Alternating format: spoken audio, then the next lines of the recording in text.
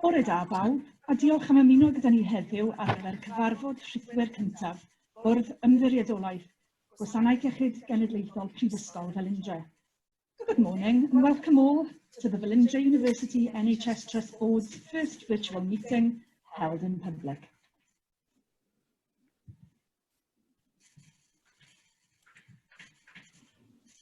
Byddwch yn gallu arsylwi cyfarfod heddiw, ond ni fydd eich i gyfrannu.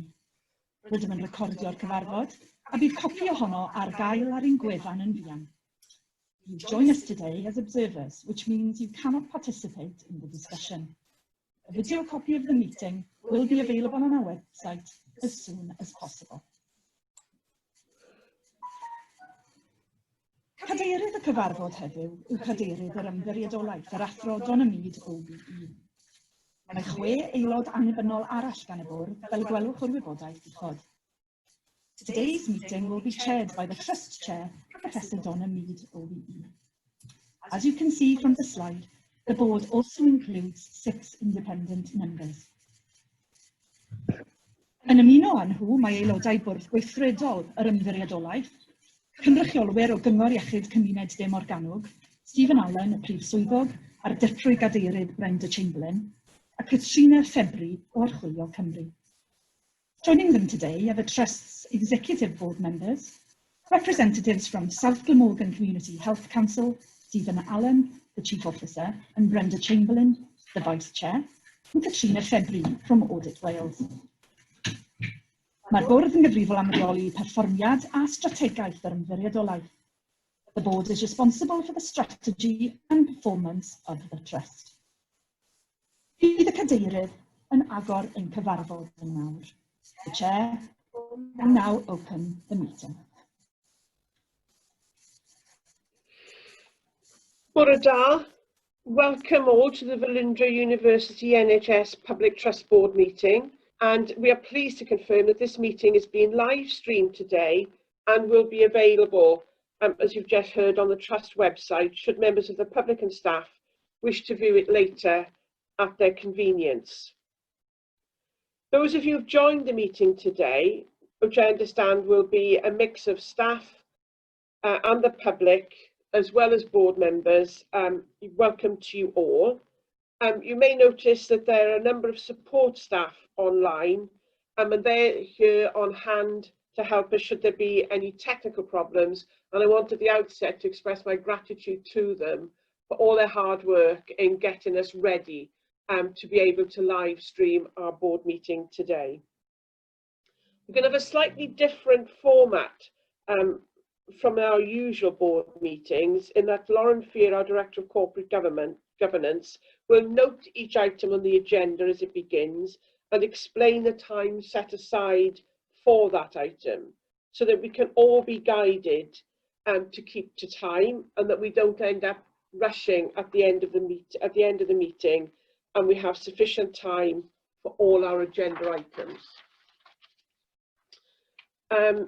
So I'd like to call a start to the meeting.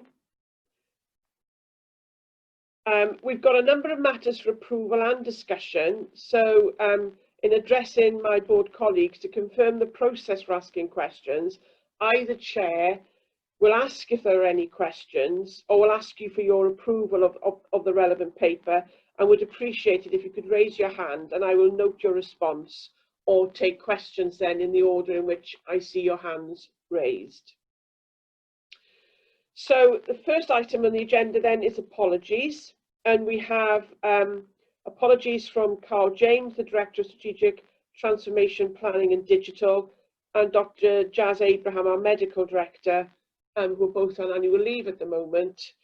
Does anybody know of any other apologies which we should note? No, thank you very much.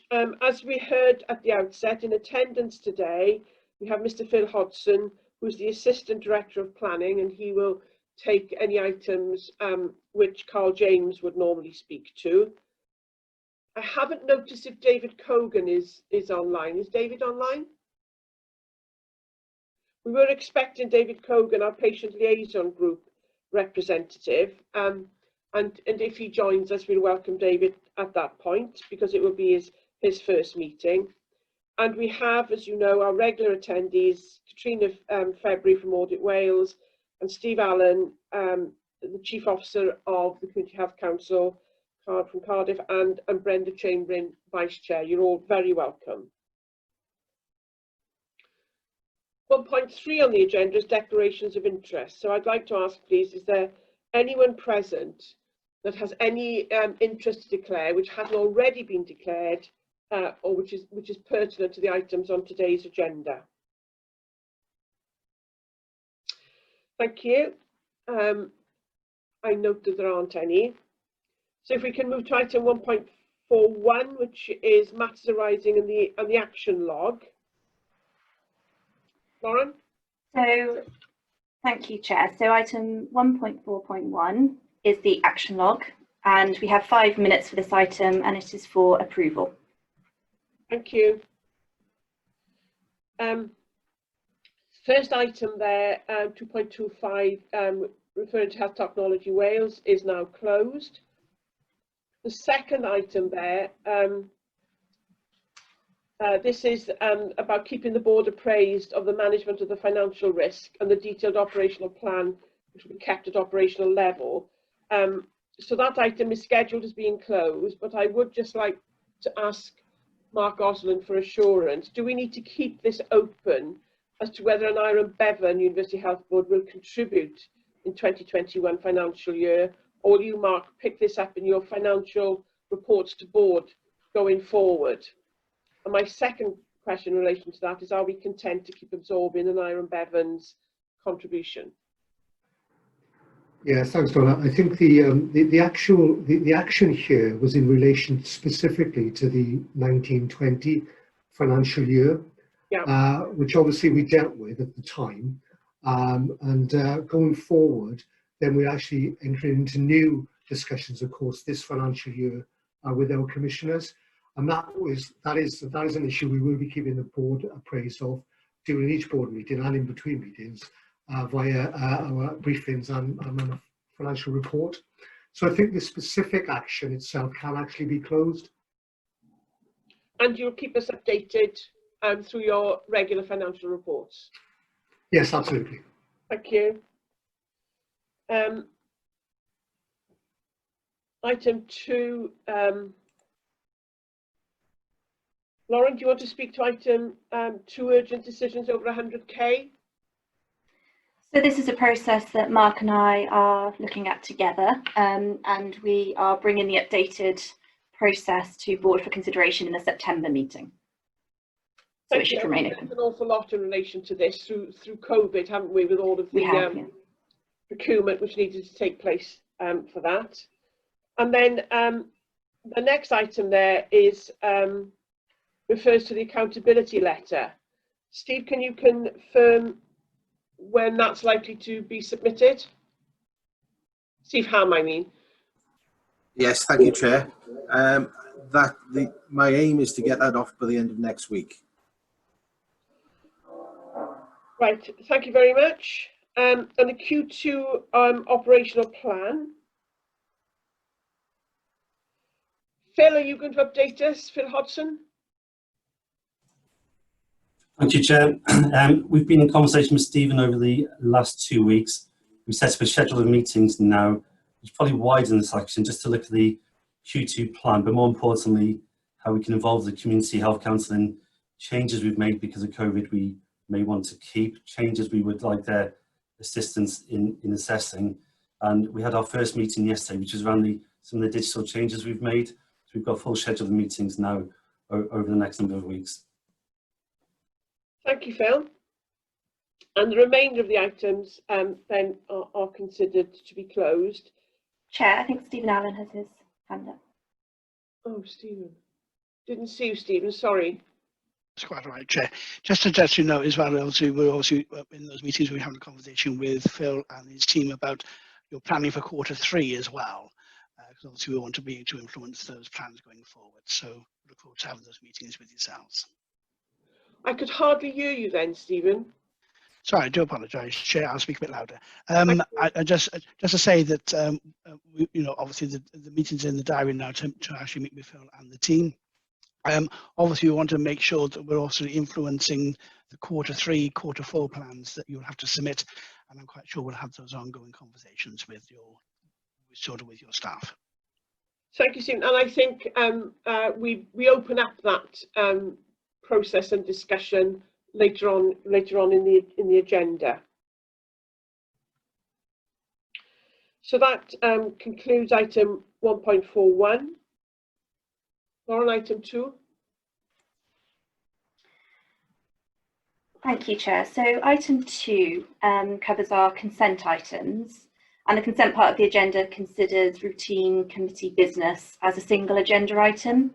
So members can be asked for items to be moved onto the main agenda if anyone would like a fuller discussion on these items. And how much time will be set aside for this? So I'm only aware before the meeting of one suggestion to move out of consent, Chair, and that was yours. Yeah. So I don't know if any other members have any other suggestions. If not, we can go straight to shared services standing orders review. Thank you. Are there any items then that anybody wants to pull out of the consent agenda and bring forward into the main meeting? I have one, colleagues, under 2.14, which is the amendment to standing orders, and this refers to shared services. What that refers to is the extension that the Public Appointments Office has informed all health organisations that in relation to the tenure of public appointments, in particular when an individual is coming to the end of their full term. And on, I think it's page 103 in Annex 5, they've cited the circular as ending on March 2020 when it should be March 2021 when this period of extension ends. So it's a small but very important error that we'll need to go back to shared services and make sure that they amend their documentation that it's March 21, not March 20. Just confirm, Chair, I'll pick up that item with the governance team and shared services. Thank you. So those items for all approval. So I come to item 2.1. We've done that, sorry. Yeah, so we're now on 4.0. And these are the Chair and CEO update reports. So we have 10 minutes for both of these items and they are for noting.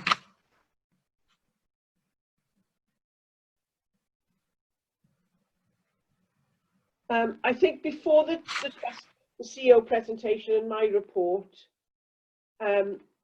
we've got a presentation from the Chief Executive about challenges and next steps. Oh, apologies. Yeah, apologies. Yeah, sorry. I take that back. Sorry, Chair. So we're on 3.0.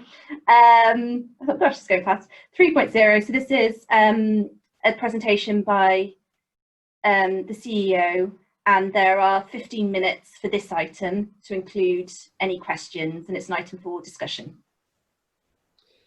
Are we going to see the slides on screen?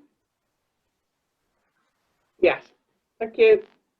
Over to you, Steve Ham. Morning, everyone, and thank you for this. When we were discussing my CEO's report, the Chair and I had a discussion about just putting some slides together to provide a picture of the sorts of things, the key areas that we're actually working on as a trust in for the rest of the year. I think it was important just to pull together quite how extensive this work programme is and how flexible it's going to have to be. So I think in terms of, if you turn to the next slide, Julie. The key areas that, in terms of headlines, in terms of what we're working on is We need to develop our Q3, Q4 and our next year plan. What we're talking about as an exec team is how we do that as one consistent piece of work over the coming months, so we're in a good position for next year, not just in terms of Q3 and 4, and they're built on the same basic principles and parameters and assumptions. Whilst it'll be fluid, and I'll come on to that a little bit later, we think it's really important we do it as a consistent piece. Then I'll talk a little bit about the strategic direction of the Trust, which we've been working on as a group, and then briefly about reshaping how we work, which I think is really important. Important context for this is, of course, we've already had 6 months of responding to COVID-19, which has been really intense for the organisation and a real challenge for everyone involved. I'm encouraging as many of our staff as possible to continue to take leave, so we're fully refreshed for the 3 areas that we're talking about above for the coming months, because that would provide further challenge to us and that we need to work through. Thank you, Julie. In terms of developing our operational plans, I mean, one of the key underlying issues is the uncertainty we face in terms of what to plan for, and a good example of that has been the changes in terms of quarantine rules this week around places like Spain, and the impact that will have at very short notice. No doubt there will be other things over coming months that we will have to respond to. So what we'll need to have in place is a very flexible response, which we can actually change quickly. Now, that's a real challenge for us all, because it's not how we normally work, it's how we've had to respond in coming months, and we need to build on that in terms of taking the service forward and building our plans. I'm not trying to understate that. I think that would be a real challenge for us all as to how we do that. And we need to keep the board fully up to date and use the flexibilities that we put in place in the initial COVID response. The other part of the content is our demand is already starting to return to pre-COVID levels. It might, we'll need to respond to that and actually respond to any further changes as services elsewhere come back on stream, and demand may well increase in the coming months even further. What we need to do is to respond to that is reinstate capacity. We did bring our services back into the cancer centre at one stage. We're working with our health board colleagues in terms of moving back into locations outside of the cancer centre, again, which will provide us with more flexibility. We also need to seek out additional capacity opportunities where we can, either with the third sector or potentially with the private sector as well. However, on the social distancing and the potential for the second wave or other outbreaks will be a constant feature how we're going to have to respond. Social distancing in itself provides really important challenges to us in terms of what we can do, when and with who. And that's where the capacity becomes really important for us to build. And we'll need to do this in partnership with our patients in particular and keep them fully informed, and work closely with Stephen and the CHC in terms of making sure that we build that with them, using the approach that we talked about earlier, and keep you fully abreast of what those plans are. And I'm sure that's no different, Stephen, from arrangements you've got elsewhere as well. Next slide, Julie. I won't go through all of this. It captures, I think, the work we kicked off last year, which we put into abeyance in March when COVID hit us. We're now reinvigorating the strategic direction work and developing these strategic positions for 25 and further on in terms of long-term goals, mission statements and the like. We did engage with 200 staff across the Trust in workshops prior to COVID, and we're re-engaging now and making use of agile and digital mechanisms to do that. We have really good engagement on that, some really good conversations with our staff about what they see as the strategic direction for the Trust and their views, and we want to continue that. And we'll update the boards in coming months and board development sessions about what progress is being made. Our aim being to get that work completed by the end of March. And finally, in terms of strategic change, we continue to work with Welsh Government and the NHS Wales Informatics Service to establish the new Digital Special Health Authority. and that will be an important issue for us in the coming months as well, which is aiming, I think, for next year, the beginning of next year. Next slide, please. Then lastly, we're also undertaking, or getting back on with, the areas that we talked about in terms of reshaping the organisation. We're doing that now through the lens of how do we actually operate under the initial COVID response, what learning we put in place from that, how we can build in the agility and the way we made decisions much more quickly during that time into our normal ways of working. As you know, we set up a beyond business as usual approach, which Sarah Morley is leading on and coordinating, but that brings together a whole load of things around committee structures, how the executive management board works, our trust assurance framework, which we've had some discussion about, and the risk strategy framework that sits alongside it, as well as actually undertaking and implementing and taking forward the organisation development programmes that we talked about, again, pre-COVID, we were about to actually launch. In terms of management arrangements, we're finalising the arrangements around the operation of the Chief Operating Officer, or COO, to actually get the full benefit of having that role in place. We're looking at the management arrangements around the Cancer Centre as well, alongside that, and looking at how we work across the trust to improve our cohesion as an organisation, in particular an area that we've been talking to WAO about over several years, and we're starting to make some progress around that, particularly around digital at this stage. Alongside that, we're looking at the governance arrangements we operate in. How do we actually delegate more appropriately alongside the approaches we took in COVID, and also building on our development of our comms and engagement approaches through the good offices of our head of comms and engagement. This is all building on the strong base that we have already, including our staff and their commitment, the values and behaviours that the organisation has. We clearly absolutely focused on not losing any of this, but actually building on them and enabling our people to work more flexibly and in an agile way in coming weeks, months and years, because we're going to have to, as I go back to the conversation around the operational plan, react in a very flexible way, an agile way, and a non-linear way.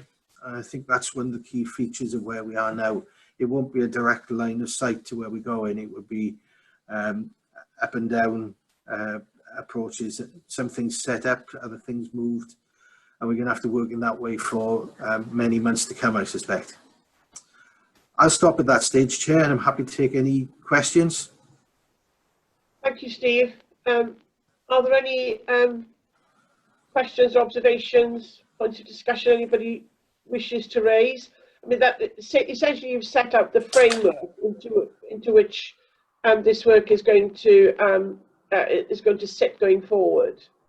Yes, yes, Chair, and it'll fit inside the Q3, Q4 plans and the basis of our plan for next year as well. So it's the underlying ethos, I suppose, on which we'll be building that plan.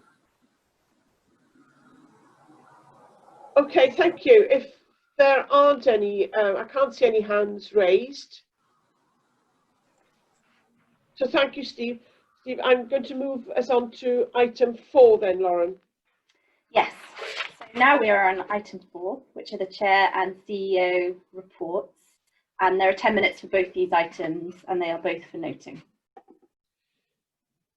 So the first one is 4.10, which is the Chair's report. So what I'd like to just very briefly discuss with the board is, first of all, the content of our board briefing session that we had on the 9th of July. And I'm very grateful to Nicola Williams, our Executive Director of Nursing, Allied Health Professionals and Health Scientists, and Steve Allen from the Community Health Council for leading us through a presentation about the implications of the Quality and Engagement Wales Bill, which will come into force in the spring of 2022. It's a bit of time before that comes into force, but this was the first step in us getting ready to make sure that that we incorporate all the implications of that act and that we're ready for it. So That was an important item. We also had a discussion on the potential future direction of the committee structure. This is something that we had been thinking about prior to COVID, but COVID really concentrated our minds that we changed our committee structure in order to get us through the COVID process, and that led to discussions about, well, are we just going to go back to where it was, or do we build on what we learned for how we manage things during COVID? So the executive team have worked very hard. They have proposed a new committee structure, which we discussed at our board briefing session, and the comments which were raised will have been taken on board by our executive colleagues, but it will need to come back then in our September board meeting for final approval by the board. And I just want to make an offer that if between now and then, if any of the IMs have got any comments to make about the committee structure, could you please let Lauren Fear know as soon as possible, so that comments can be incorporated, discussed, taken on board prior to the final paper, hopefully coming to board in September. We also, the Integrated Governance Group met on the 9th of July. That's a group that we set up and chaired by the Vice Chair, in order just for IMs to have an opportunity to touch base and make sure that we're all fully briefed as to what's happening across the whole of the board. This particular session was focused on exploring the role of independent members, in particular the role of champions, within the context of the new committee structure that we're proposing going forward. We thought it was an important time to reflect on the role of board champions, and what the terms of reference and expectations for those roles would be, and how we would use the champion role to support and underpin the work of the new committee structure, and to enable independent members to have an opportunity for engagement, more rich engagement with individual departments, teams across the health board.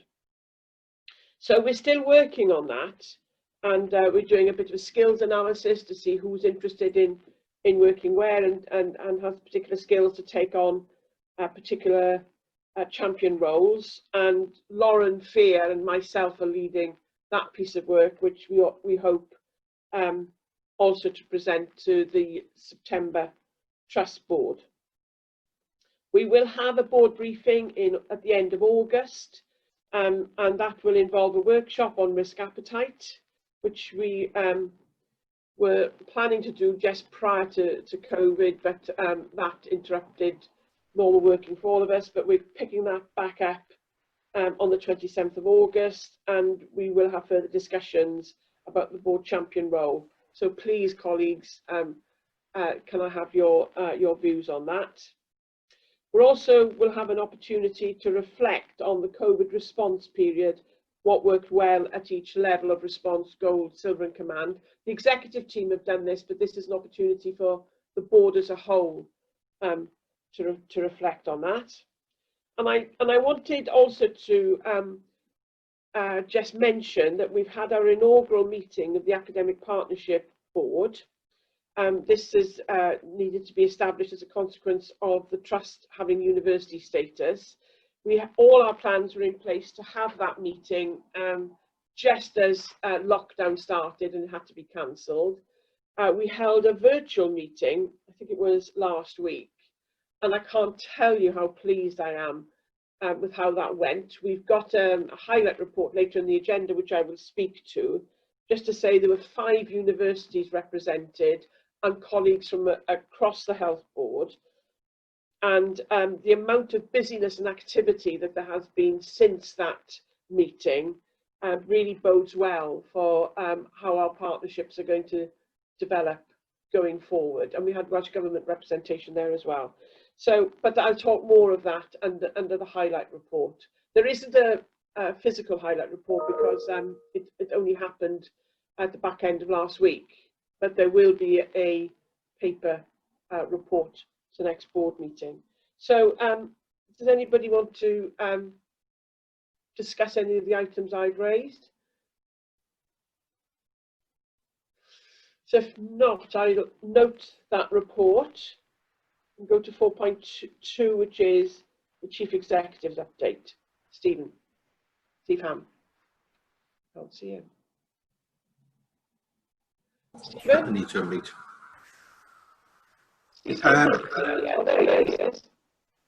Sorry? I can see you, Steve. I can see you now. Yeah, okay. Only a couple of things for me that we won't touch on elsewhere in the agenda. We talked about the others elsewhere. So one is I'm really pleased with the progress we've made around the satellite radiotherapy centre up in Neville Hall, and we're still on target to get the business case together. Some really good working up there, not just on the physical infrastructure, but in terms of ways of working in the unit as well, which bodes well for the future. And in terms of the senior team, you note there that the Director of Corporate Governance, George, who'd been on secondment, is now permanently joined Cumtaf, and we're just kicking off the programme to actually undertake the recruitment of a permanent replacement for George. Now we're on to item 5.0, which is the Quality and Safety Highlight Report. And this is an item for noting, and we have 5 minutes for this. And Jan, if you could talk us through it, please. Thanks, Lauren, and good morning, everybody. I chair the Quality and Safety Committee, and during COVID since March, we've moved our meetings to a monthly basis, and that has given us more time. And within each meeting, we've had a very clear focus on what is the experience of our staff delivering services within the hospital setting and within the Welsh Blood setting. And that's been at the start of each of our meetings. We've tried to hear from staff so that we have a clear picture of this, because it's how staff feel, it's how services are delivered to patients and donors. So we've kept a very close eye on this through our monthly meetings. In front of you, you will have access to a highlight report, which describes the areas of alert, advise, assure and inform. And each of the meetings has provided a highlight report.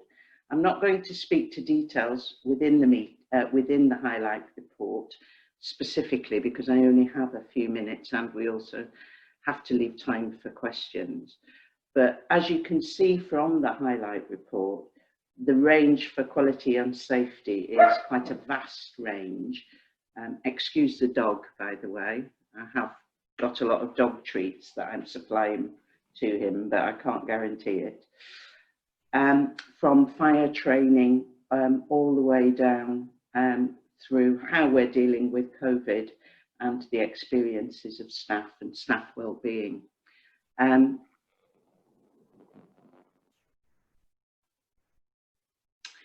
Yesterday I attended the Advancing Radiotherapy Fund meeting, which I also chair for the Trust, and this is a charitable funded radiotherapy fund. And I learned there the experience of people working within the Trust. And during COVID, as we know, a significant amount of surgical services were halted.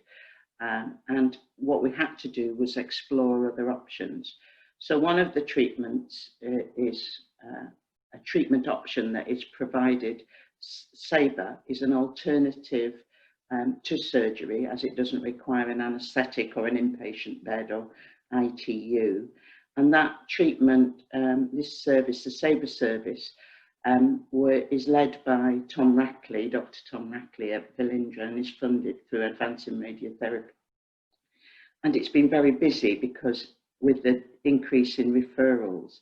In a time of uncertainty, it's been able to offer patients a safe and alternative option to surgery and has provided continuity of treatment. This has escalated this as a treatment, and the Welsh Health Specialist Services Committee are now reconsidering the funding application for SABRE as a result of the response during COVID. I could I learnt yesterday of a lot of improvements that have come through the escalation of services, the change in services, in how we've had to be flexible and agile during COVID. And this reshaping of how we work, I think, has really come through. And I'd like to add that to our this report. Thanks, Jan, for the highlight report. I was a bit startled to have the moon dance highlight report in amongst the quality report. That's our Advancing Radiotherapy programme. But before we move on from that, I would like Steve Ham to comment on the oxygen-rich environment ventilation, which is in the section on escalation, to update the board as to where we are with that.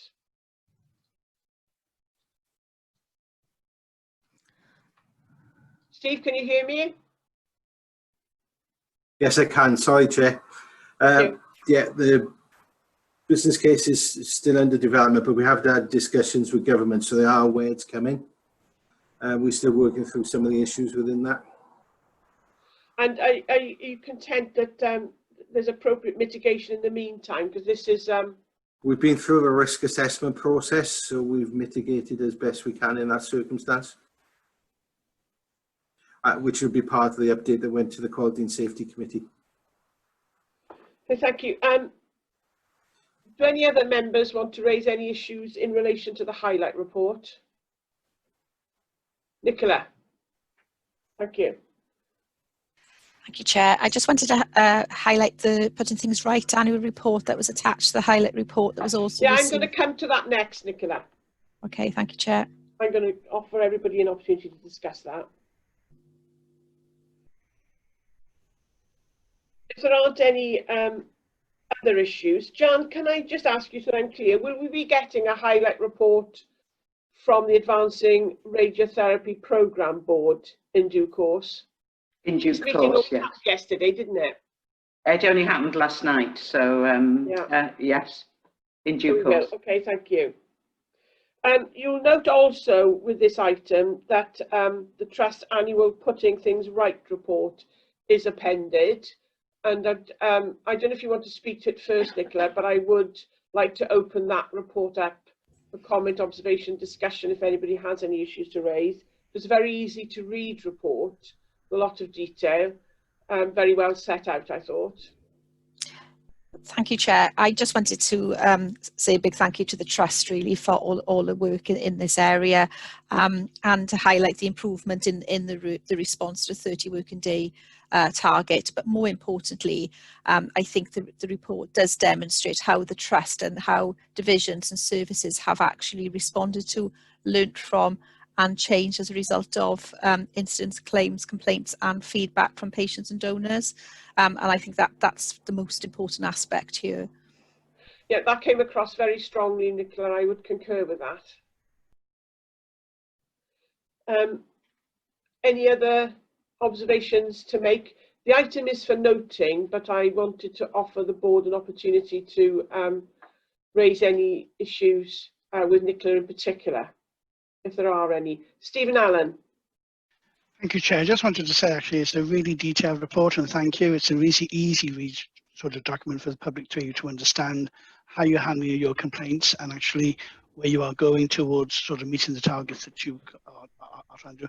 And I really do like the thing whereupon you said we did, and it's a very clear indication of what's happened when somebody has raised a concern or had a conversation with somebody within the Trust, that it is listened to, and actually the patient's concerns and issues are then acted upon. I think that's really clear within this report. And I'd like to sort of congratulate the team for putting that report together. It's a really detailed report. Thank you, Stephen. Okay, so we note the annual Putting Things Right report, which no doubt will feature in our annual general meeting, which will be later in the year. We come to item 5 on the 5.2 on the agenda. Thank you, Chair. So item 5.2 is the Trust Risk Register. This is for approving, and we have 10 minutes for this item. It's actually one for me, Chair, so shall I just continue That's from what there? I was just going to say. Yeah, Item. over to you. So the as the cover report explains, the full trust risk register was received by the board in June, and given that we currently have boards monthly rather than bi-monthly, it was agreed with the chair that this July report could be an exception report with the full trust risk register then received again in the board in September. So in terms of being clear on any changes, so there have been no new risk assessments proposed, and there have been, under 2.3 on the cover report, have been no risks proposed for closure. So the only change there has been during the month is highlighted in 2.2 and then in the appendix in terms of a proposed change to the Brexit risk score. And Kath, can I hand over to you to explain a bit more of the context on that one, please? Yes, thanks, Lauren. So the Trust Brexit group got together to undertake a comprehensive reassessment of the risk in the light of the continuing negotiations that are happening around how the Brexit is actually managed. Obviously, we're still awaiting further information on that, but in the context of that and with the overlay of the COVID risk, it was felt that there would be an increase in the likelihood of there being some issues. Our particular focus at the moment is the supply chain and maintaining an overview of the supply chain.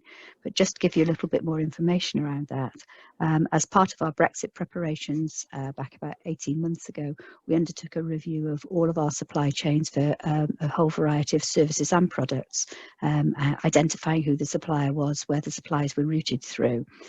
So that provides a really useful resource that we're continuing to update and to monitor to make sure that we have got that complete sight of the supply chain. And I think the only other area that we're continuing to work through is our arrangements with third-party suppliers.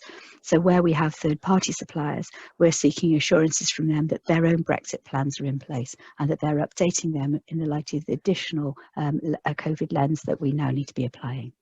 But I'm happy to take any questions if anyone's got any questions on any of the specific interventions that we've put in place that are included within the risk assessment. Thank you, Kath. Martin? Thank you, Chair. Thank you, Kath, for that update. That's really, really helpful to understand some specific issues. My comment on the paper itself was going to be all the actions are marked as ongoing, which I understand we're in very limited times. Some clarity would be helpful. What you've just explained actually is some real concrete things which we are doing, rather than general ongoing discussions and continue to engage. It didn't strike me as being a real actions to mitigate what you've just explained to me. I'm assured that we are doing that work with supply chain particularly, which is of concern. Thank you. So just add, just in terms of the infrastructure that we have a Trust Business Continuity and Emergency Planning group, and there is a Brexit subgroup of that is looking particularly at the Brexit aspects of our business continuity and emergency planning, and that continues to meet on a monthly basis and will continue to meet now ongoing. And of course, shared services plays a large part in this. They are involved with that as well, yes. Thank you. And to a total extent, really, the whole of NHS Wales is facing a similar situation.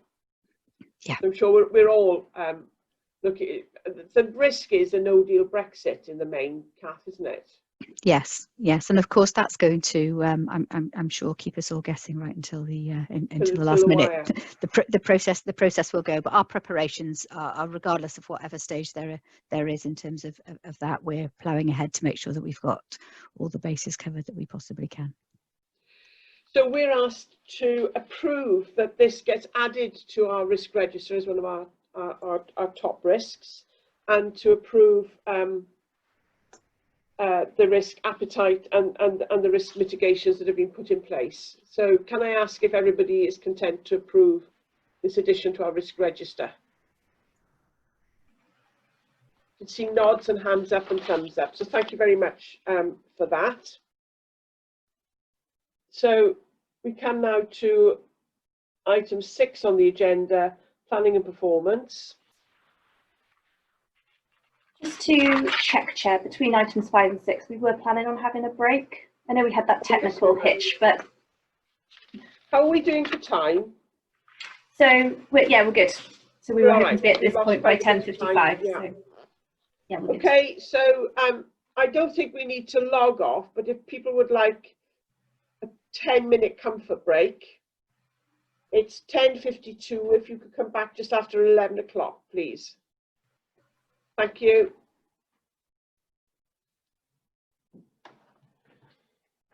Am I on?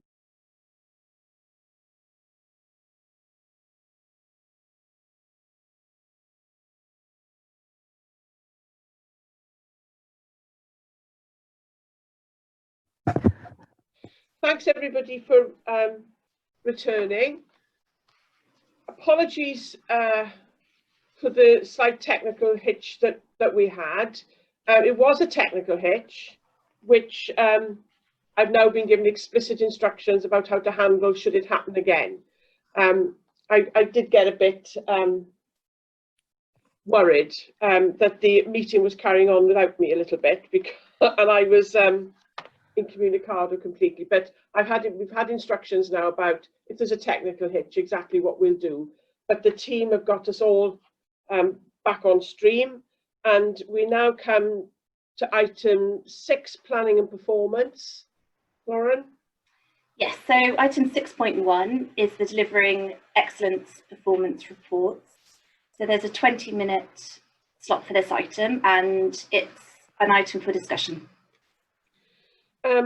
Before I hand over to Kath to take us through this item, I just wanted to say that I found the paper introducing this item extremely helpful. We've been asking for it for a little while, and this is exactly what we were asking for.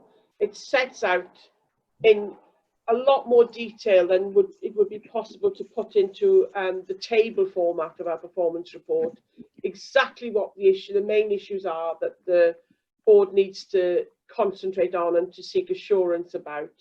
And I'd just like to recommend that we keep this format going forward. It's extremely helpful. Thank you, Chair. I'll make sure that we can continue to provide that.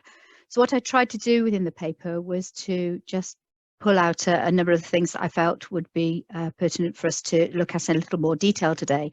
But I'm also more than happy to take any questions that anybody has on the individual appendices for each of the divisions, and for the workforce performance report that covers both of the divisions and the corporate services.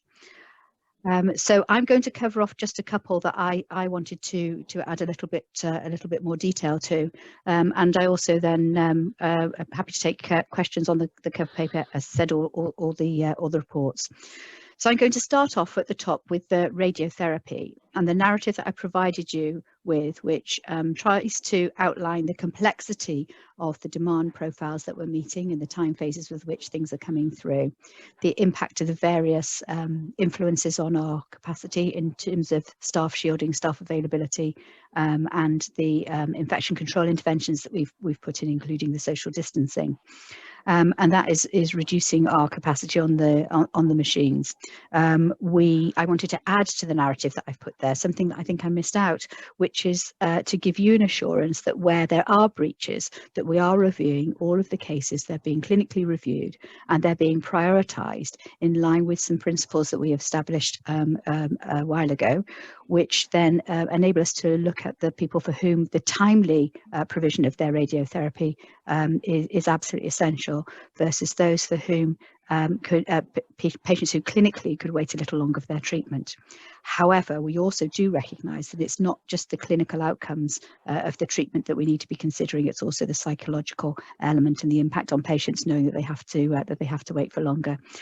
So to give you an assurance that we are doing everything we can to make sure that we're being as efficient as possible in terms of our throughput, planning patients according to clinical priority where we are going to breach the waiting times, and making sure that we're providing that ongoing additional support to patients as well while they're waiting. So I'll pause there in case. Before we move off this item, could I ask you a question in relation to this item? Yeah.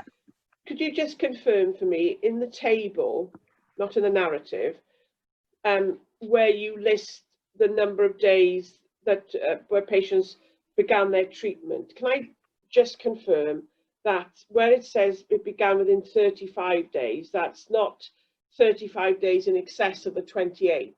No, days. it's day 35. It's at day 35. At day 35, yes. Yeah. Yeah, so is that, and I think perhaps we could make that a bit clear. So that was just a 7-day breach, wasn't it? Yes, that's right. Yes. So it's at day 35, not 35 days later. I'll make sure we clarify the narrative on that. Thanks, thanks, Chair. Thank you. So before we move off radiotherapy, I can see Stephen Allen wants to come in. Yes, Chair, just so that, and I can see the detail there, and I think what the Chair just mentioned there and having a bit more clarity about the breach would be really helpful.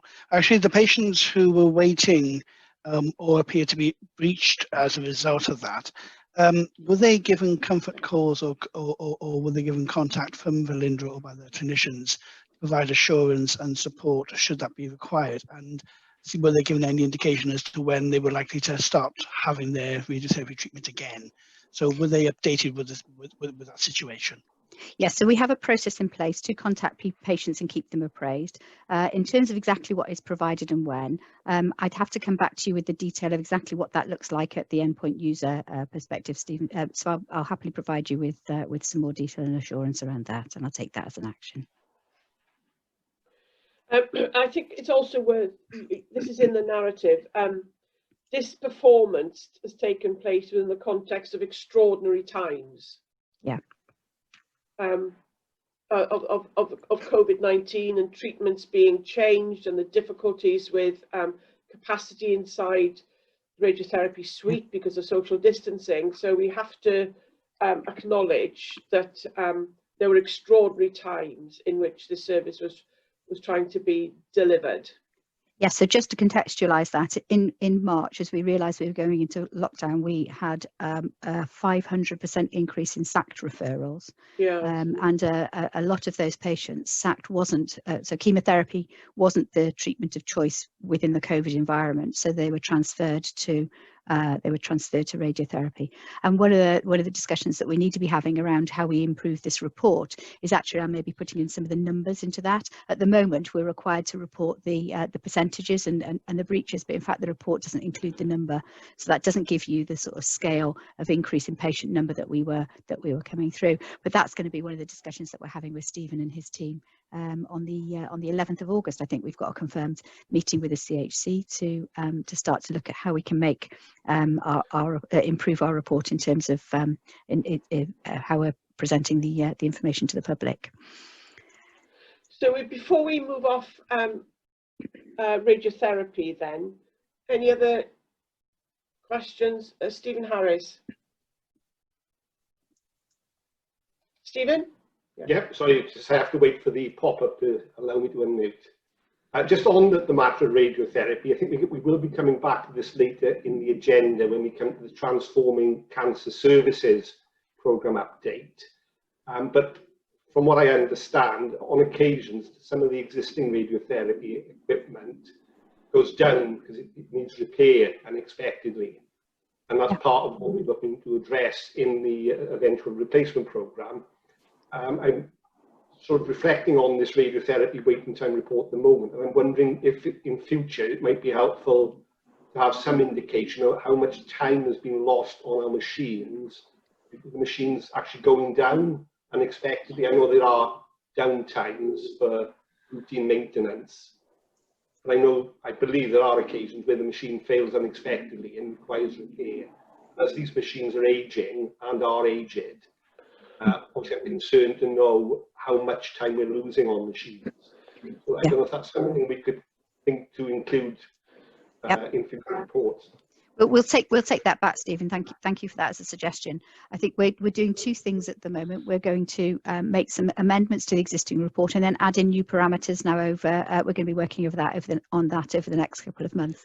The one thing we will be having an opportunity to have a discussion on in the board update session towards the end of August will be the work that we've been doing for the last 12 months around radiotherapy. And as you'll remember, we've been undertaking a review of all of our data, our systems and our processes. And I'm going to bring you the highlights from that. One of the interesting things that came out of that report was that we're actually, if you actually look at our efficiency in terms of use of our fleet, we're actually 4th in the UK in terms of the number of hours that we're utilising our machines. So that's just only one little piece of information from what is some really interesting facts and figures that came out of that report, and we'll share that with you, as I said, later towards the end of August. Thanks, Kath. And it's pleasing to note that there were no all emergency radiotherapy was undertaken within 2 days. Yes. So despite everything, that was on target, 100%. Yes, absolutely. So the other things that I'd like to sorry. I'm just saying, do you want to move on from radiotherapy? Oh, sorry. Yes, from radiotherapy. Yes. So the other two other things that I wanted to highlight is really something really positive from WBS. During the outbreak, we have had the most tremendous support from the public in terms of our existing donors returning, but also in terms of the number of new donors. So I've highlighted in the report the fact that we've seen a doubling of the number of new donors coming forward at a time when people might have had concerns about essential travel and about coming out to a clinic. So I really think it would be amiss of me not to mention the response that we've had from the public in Wales to support blood donation and to keep our stocks where we need them to be for patients in Wales during the outbreak. So I just wanted to highlight that. And then finally sickness absence. Obviously, a parameter that we measure quite closely on a day-to-day basis in normal times, but even more important during the stressful times that we've had in the last quarter. So we're still running with slightly raised sickness absence figures than our normal baseline, although obviously there is variation in that. And to just give you an assurance that we are continuing to review it, both the COVID-related absences and the non-COVID related absences. And obviously our concern in this is the impact that this is having on our staff in terms of well-being and mental health, and that we're continuing with the whole range of interventions that we've got, that we are in a cycle of regularly reviewing, keeping in touch with our staff. And at the moment, our focus is on supporting staff to return to the workplace where people have been working at home. And we're doing an assessment of staff to support them to return to the workplace for at least part of the week where that is beneficial and safe for them to do so. And also having discussions with our staff that have been shielding to support their return to the workplace where it is appropriate, and taking a very individual approach to the interventions that we're putting in place with our staff to support them to return. So that's a key focus for us at the moment, as well as focusing on the service delivery. Thank you, Kath. Can I perhaps, Martin, I'll call you in just a sec. I just wanted to say to Sarah, one of the facilities that the staff really benefited from at the height of the COVID pandemic was the access to Maggie's centre, and that they've really commented on that. And I'm just wondering, are there any plans to continue a similar sort of service now that Maggie's has been handed back for its original purpose?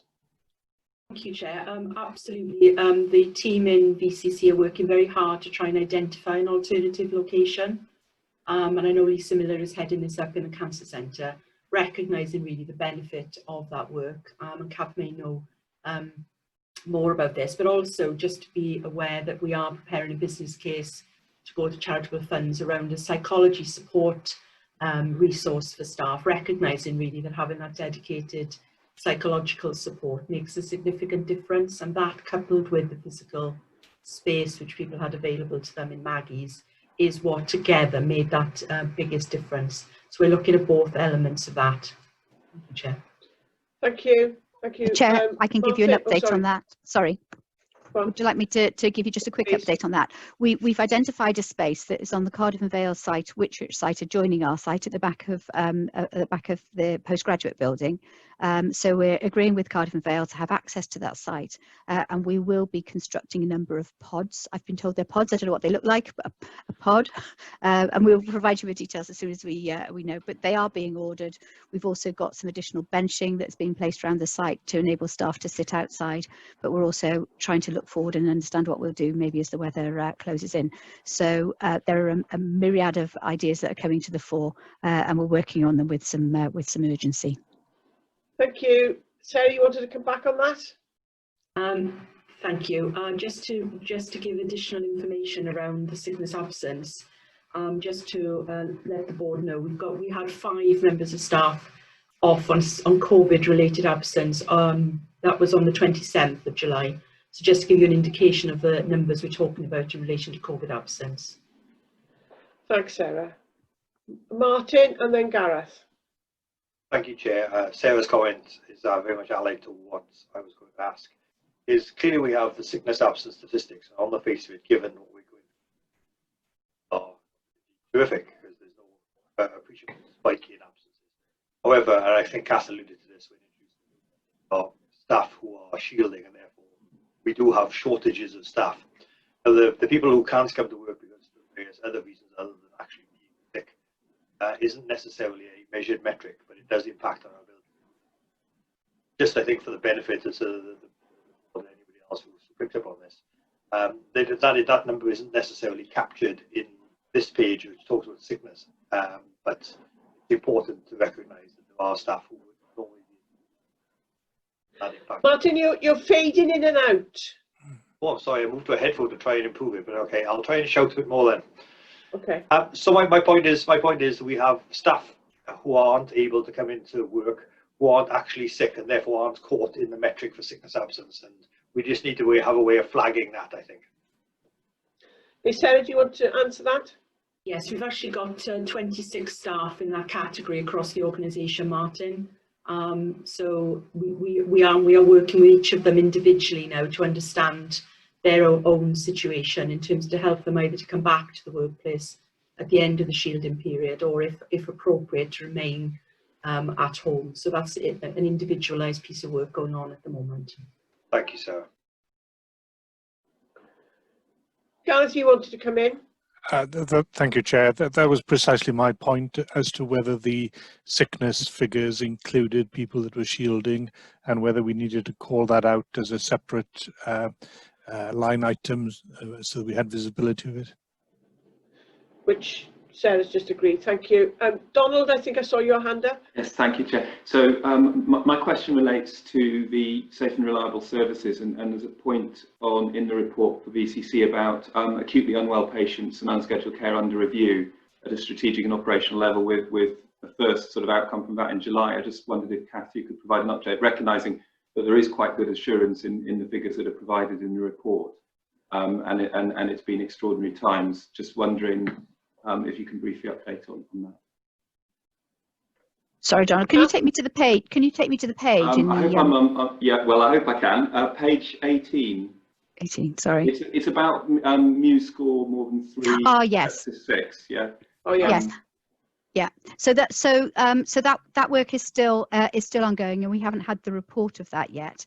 But it was actually, there was one patient who didn't have the full bundle of interventions documented, and the early root cause analysis of it was that it was due to an out of hours issue, the process not being followed specifically because it wasn't core working hours, which obviously isn't acceptable, and they're reviewing the process. But I'll be able to provide you with an update on that at the next meeting. It said it's that work hasn't completed yet, although it is the end of the month. It's just working its way through the system. Yeah. Thank you very much. But thank you. I'll make a note to bring that back. The individual patient concerned didn't come to any harm as a consequence, Kath, which is important as well. No, they didn't. Kath, are there any other? I just want to ask a question for clarification, Kath, really, and it goes back to the cover report, where I'm not quite sure I follow what you're trying to say. It's under 2.3.4, whole blood efficiency and manufacturing and production efficiency and platelet waste. It's a long title. And in that paragraph, you talk about, similarly, the laboratories it should be say, have been impacted by the lower collections, changes in hospital demand, and the successful introduction of partial ambient overnight hold, resulting in increased resource requirements. Can you just explain that? Because they seem a bit of a contradiction. You know, you've got a couple of negatives and a positive. Yes, so, and you're right, and on rereading it definitely could be clearer. So I think we've got a number of staff that are allocated. That's the numerator, and then the denominator is the number of bags of blood that are going through. So or the other way around. So we have a fixed number of staff. We've got a reduction in our collection, which obviously impacts on efficiency. We have then had the introduction of ambient overnight hold. The ambient overnight hold as a process, we knew it was going to take additional resource to introduce, and that additional resource to introduce is in the laboratories. It requires changes to our process and more staff in that process, but it creates savings elsewhere within the process. It reduces our waste. So what that's done is it's added in an additional requirement for workforce in the laboratories, which again makes us look as if we're less efficient, but the savings will show elsewhere. We weren't intending to introduce that until September, but we recognised that to make sure we were able to make the most of our components through the COVID period with what we were collecting, we brought forward the implementation to enable us to maintain our stocks. And actually, as we go forward now, what we'll be doing is doing an analysis of how that re-baselines the efficiency for the laboratories. So we've changed the process, but we haven't actually changed the metric at the moment, but that will all follow through in due time. So it's important going forward that we have that context described to us, or we'll be alarmed about the decrease in efficiency, which wouldn't be appropriate. Yeah, so some of it is purely down to COVID and due to the changes in the number of the volume of blood going through. But so part of it is that additional process change as well. And for the next report, we'll tease out and articulate both of those elements for you. Okay, thank you for that clarification. It's could have been better explained just there, but it's clear to me now. Have you got any other points to raise, Kath? Those are the only points I wanted to pull out of the cover report, but as I said, I'm happy to take any further questions if anybody would like a further discussion on any of the other points.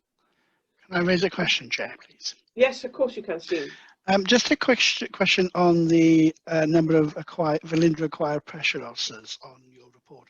Whilst appreciating they're quite low numbers anyway, so putting that as a caveat for that, you appear to have had a spike in April and in June of Velindre acquired pressure ulcers, but looking on the next page down, there was nothing reported to Welsh Government as to reporting those as serious incidents. Now, if they're avoidable, wouldn't that be the criteria that you need to report, or it's not very clear why on one report you're saying to Welsh Government there was no report, but actually you're saying you had avoidable pressure ulcers as a result of in April and in June.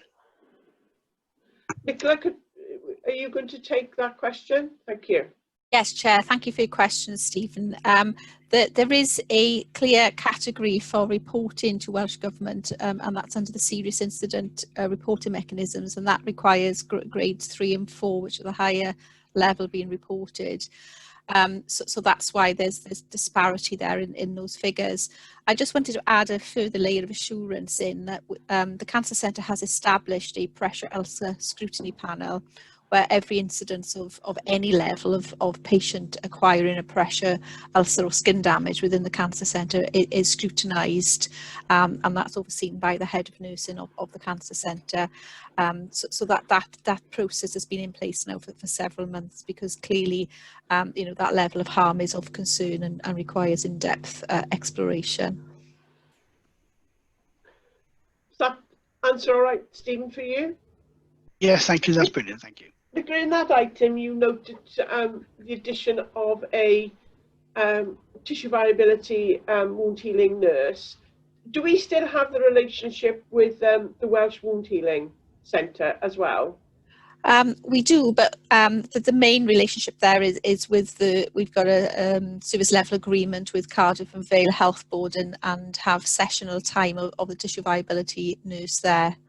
So that's the main, and she supports us on the scrutiny panel to give that level of specialist oversight. That's good. That's excellent. Okay. So what I'm now going to just go through quickly, and just to be sure I don't want to exclude anybody who might want to make a comment. We have the cover report, which we've gone over. Does anybody want to raise anything in addition to the that's in the VCC performance report? If not, does anybody want to raise anything which is in the WBS performance report? Thank you. And does anybody want to raise anything which is in the workforce performance report?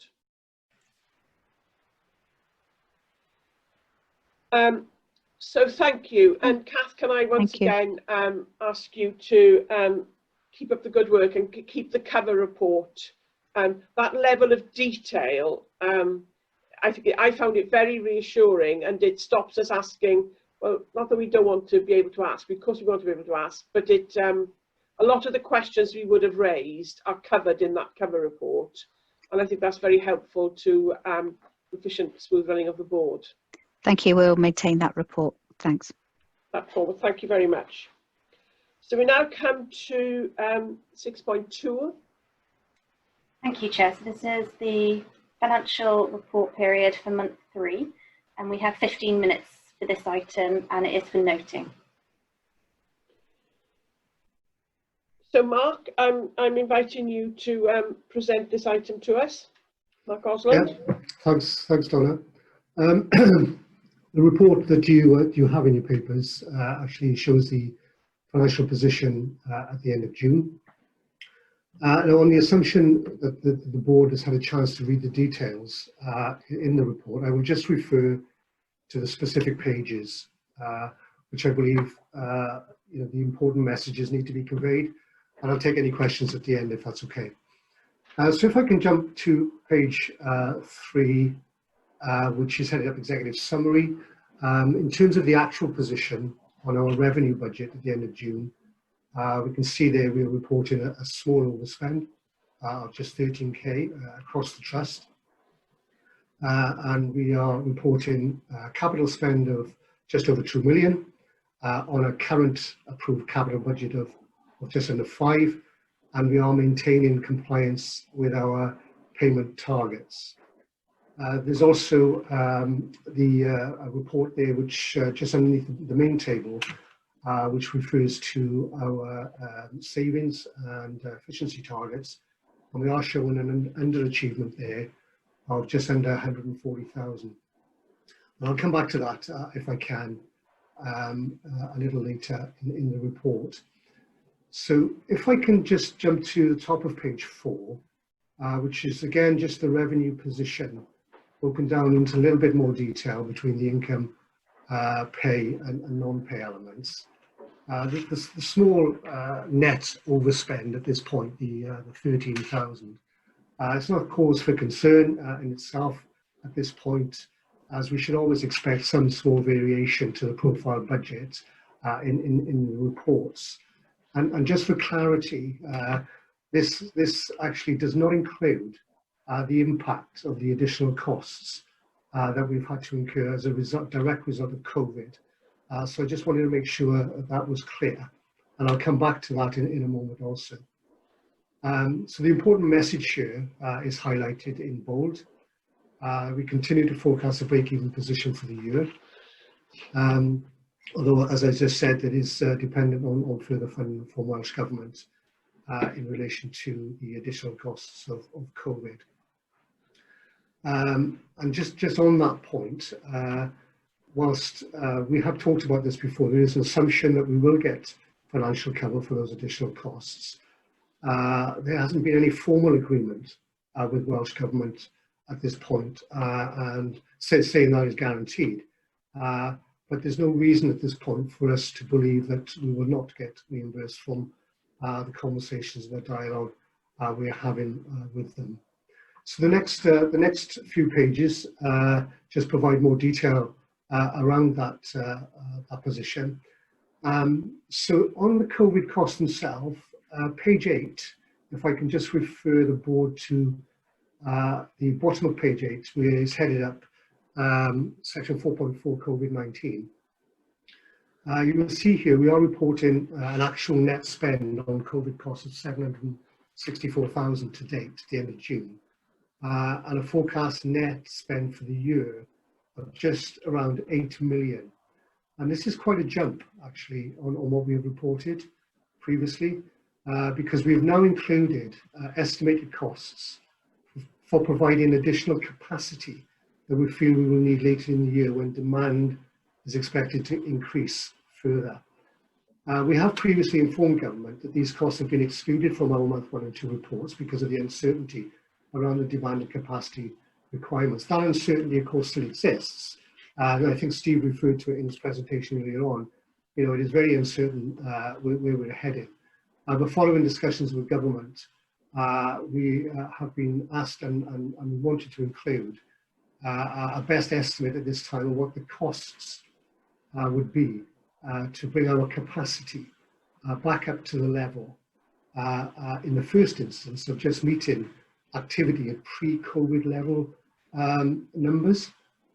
So we put some financial costings against that, on the assumption that during the third quarter we will be operating at pre-COVID activity levels, and in the last quarter there's an expectation that we will increase above that level, primarily because there is obviously, we know that there's a lot of suppressed demand in the system, and we expect that to come through, and those numbers coming through the door of Velindre, you know, at least in the last quarter, if not before.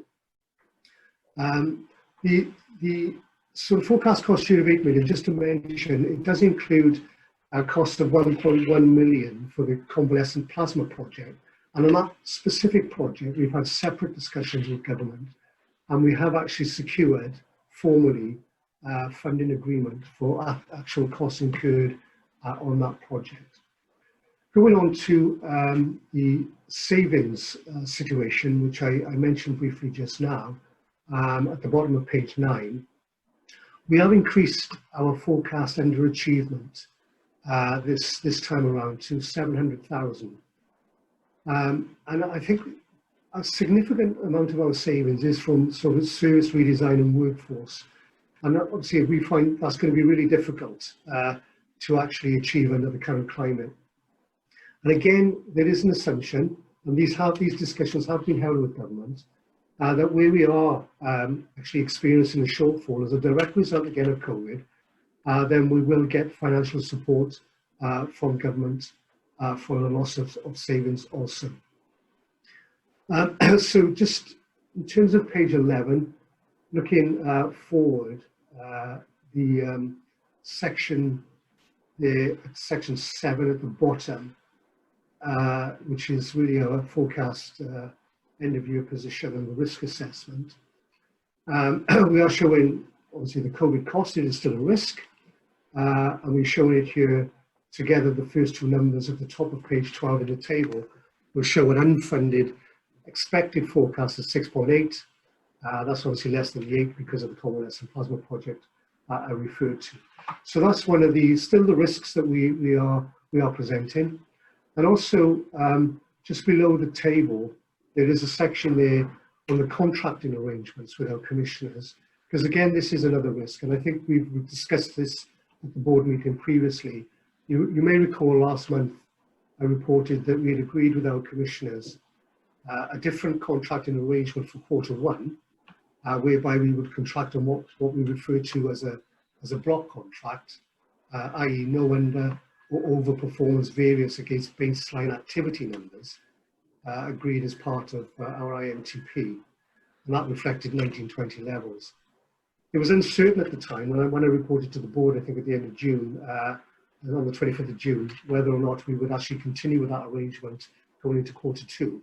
But we have agreed with our commissioners that that is indeed the case, that uncertainty still remains in terms of where we're heading from a demand perspective. So we are continuing with a block contract at least until the end of September. So that does provide us obviously with the certainty of that level of income from our commissioners until at least the end of September. We will discuss again in September as a group of finance directors where we go beyond that date.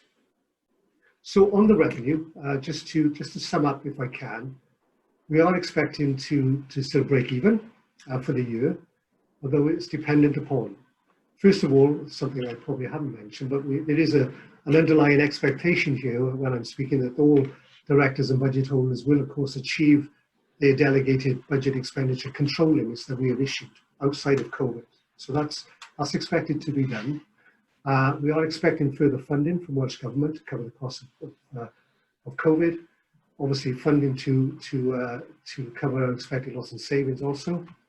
And there will be no penalty from commissioners for performance underachievement on activity levels. So those are the, if you like, the conditions on which we are forecasting a break-even position. Moving briefly on to capital expenditure, which is shown on page 13. We can see the table. We have a current approved budget of around £5 million. And in terms of the All Wales Capital Programme, the important message again to highlight, which I believe I've highlighted before, is in relation to the TCS programme itself and the capital requirements that we need to deliver on that. We're forecasting a potential spend of just around 4 million, just over 4 million. But we haven't at this point secured a budget from Welsh Government for that money. Again, we are in constant dialogue with them. I don't think there's going to be a major issue in providing capital funding for the TCS programme this year. It is a matter really of government actually having the time really to give this the proper focus, obviously with their attention at the moment, as we know, really still very much on COVID. The capital costs for COVID are estimated, you can see it in the table there, in the middle of the table, to be around circa 1.4 million. And we have actually happened to secure some of that budget already in our discussions of just under £500,000. The discretionary budget, which at the moment is actually being used to help fund the costs we're incurring on the TCS programme, which wouldn't ordinarily be the case. But in the view of a formal budget, we are having to do that as a temporary measure. So we haven't actually formally allocated a discretionary budget to our operational divisions at this point, although we have actually issued some funding from a discretionary to the divisions to get on with some of the priority urgent issues that they've needed to address. So I think that's probably it. In summary on capital, again, I don't think there's a real cause for concern at the moment, although as time goes on, we do need to press, obviously, Welsh Government to secure that budget so that then we can revisit the discretionary allocation to our divisions and use that in a way that that money is intended to be used. I think probably they are the main messages from the report. I was thinking, Donna, just before I finish, actually, as you were speaking earlier on just now to Kath about the performance report and how helpful it was to bring out some of the highlights in the cover paper. You don't see that here with my cover paper. So I think the point has been taken that perhaps on reflection for the next board meeting, I may consider doing a similar thing. So just head that off before you ask me, I think. That'd be very helpful. Thank you, Mark, for a very detailed, comprehensive report. I'm going to invite comments and questions at this point. So Gareth, I can see your hand up straight away, and then Martin Beale. Thank you, Chair. Mark, the question relates to the funding of the COVID-related costs from Welsh Government. I was reassured to some extent by your words that there were promising discussions ongoing with Welsh Government, but nevertheless, it would be nice to have formal confirmation that those are to be reimbursed. Do you have any indication as to when that might be forthcoming from Welsh Government? Yes, this is a good question, Gareth. I think we're all quite obviously anxious to know where we stand here. not least because it will help us, whatever our message is. If it's not 100%, it will clearly help us manage our situation going forward. I think the main reason probably for not having clarity or any certainty at this time over what support they may give us is because Welsh Government themselves actually are still finalising, I think, their own budgetary position with regards to the health and social services portfolio.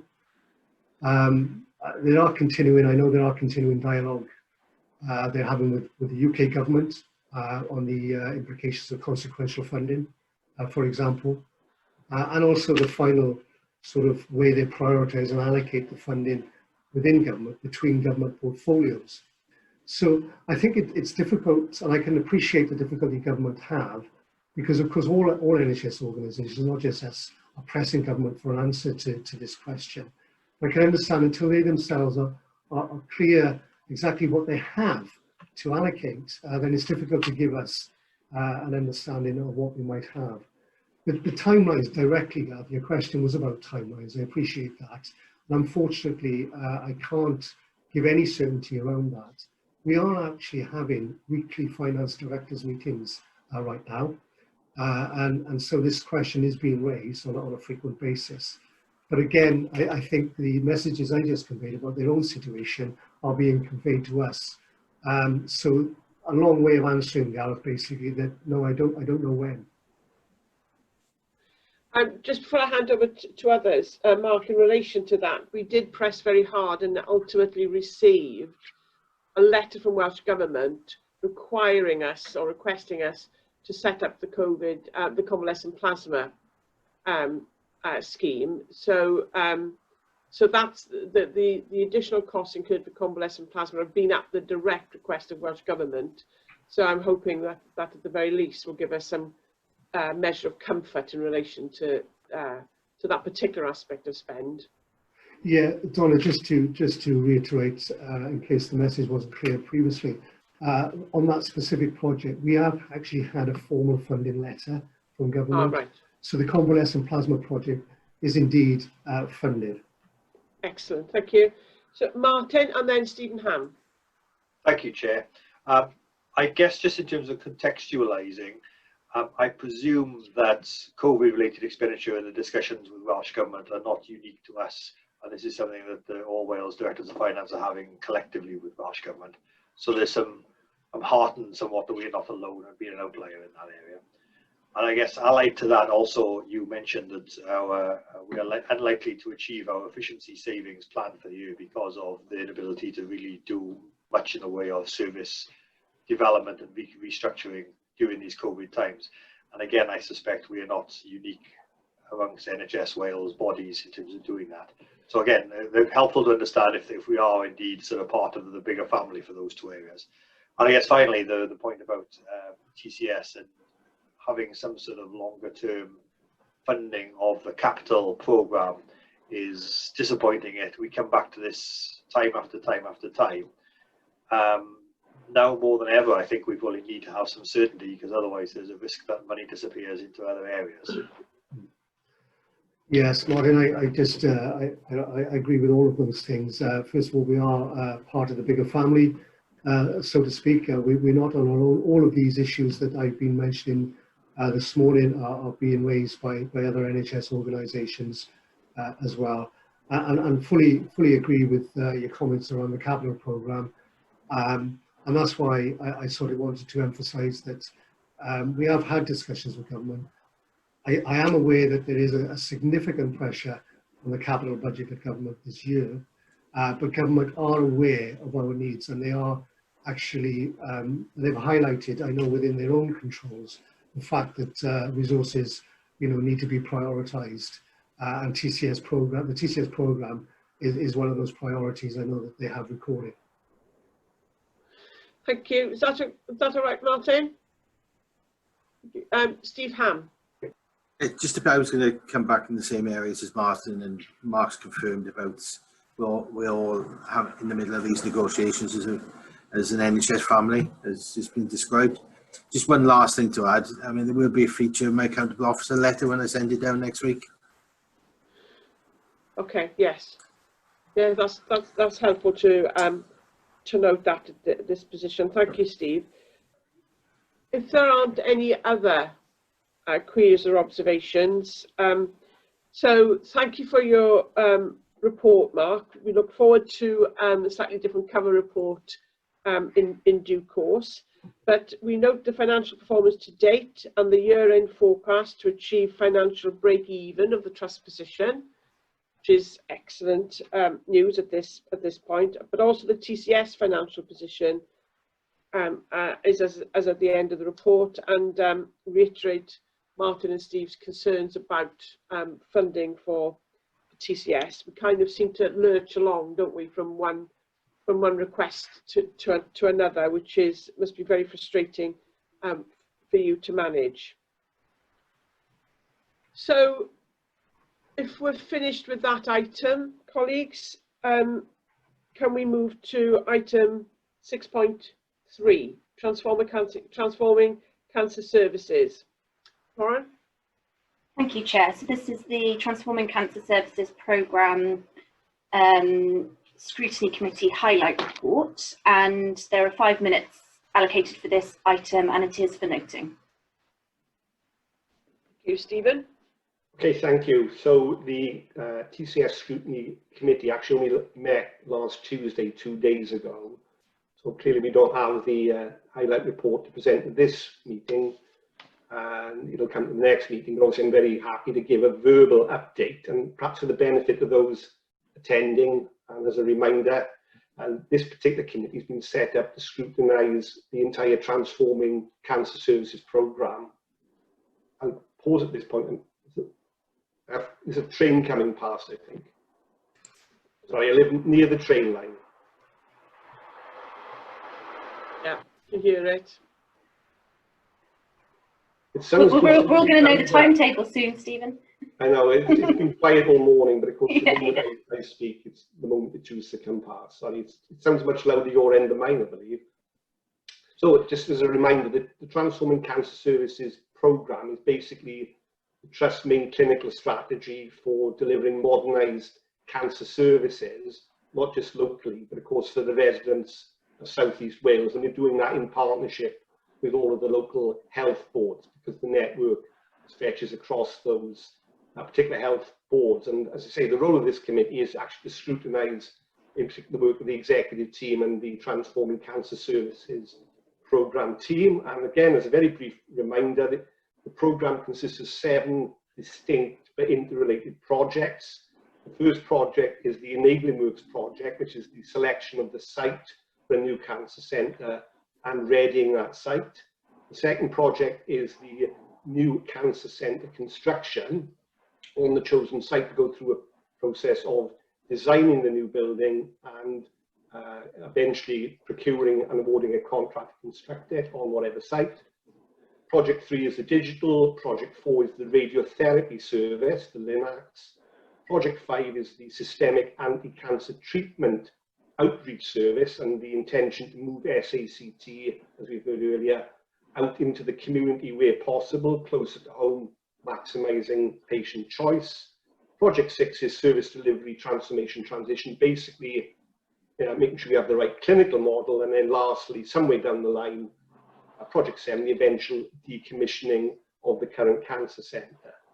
So in terms of the papers and the discussions at last Tuesday's committee meeting, we firstly received an updated, refreshed risk register. Now again, as a reminder, because of the COVID situation, a number of project activities were either put on pause or been slowed up, and now we're starting to pick the pace up again. So it's been appropriate to review the risk register. I'm going to come back to one item on that risk register in a moment. There's more work to be done, and a fully refreshed risk register will come to our next meeting in a month or so. We also received the finance report that Mark's just outlined to us in terms of the TCS programme. I won't go over that again.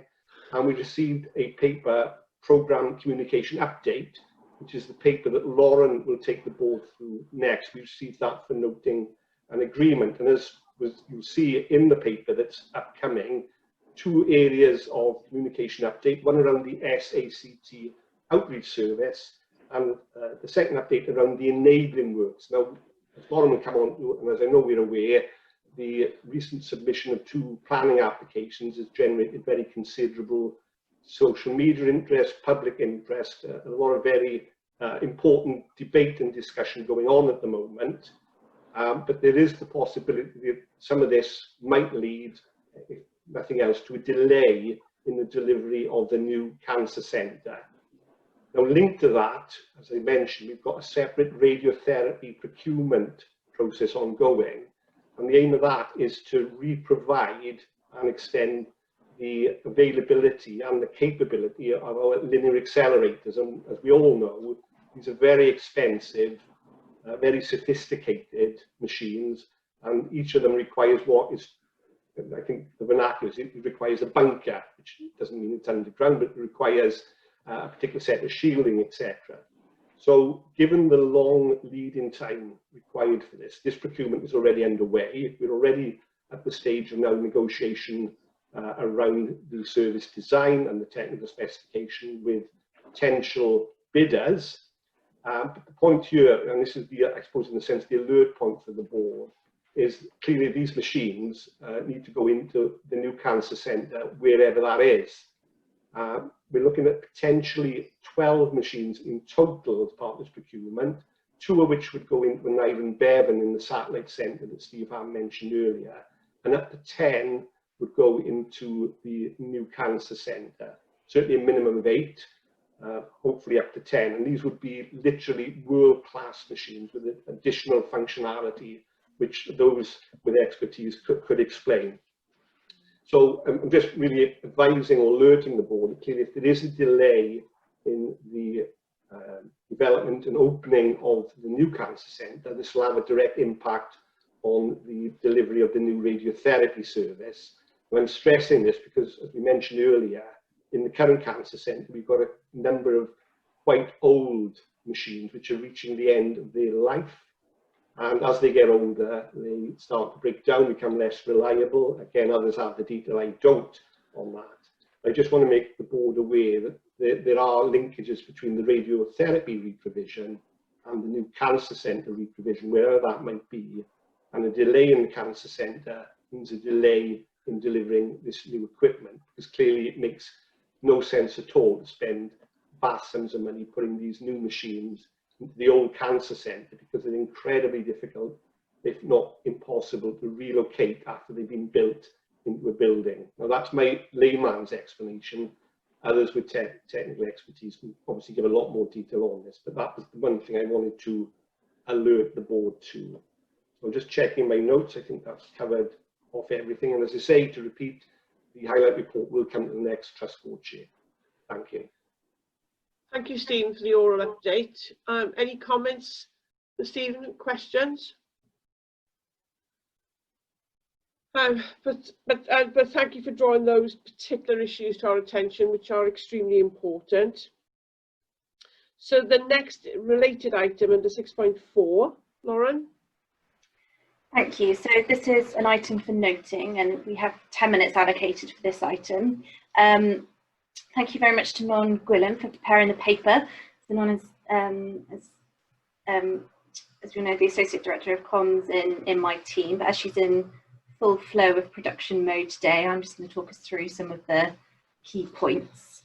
So since June, the programme and engagement focus has been on supporting 2 of the projects that Stephen mentioned, so the outreach and the enabling works for the new cancer centre. So firstly on outreach, as Stephen explained, this is, as a reminder, this delivery of SACT and outpatient services in the local community and at home.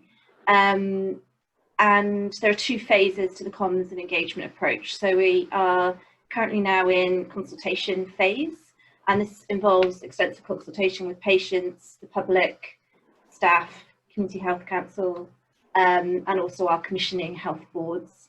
And then in phase 2, we will be delivering on the outcome of that consultation with patient and stakeholder information.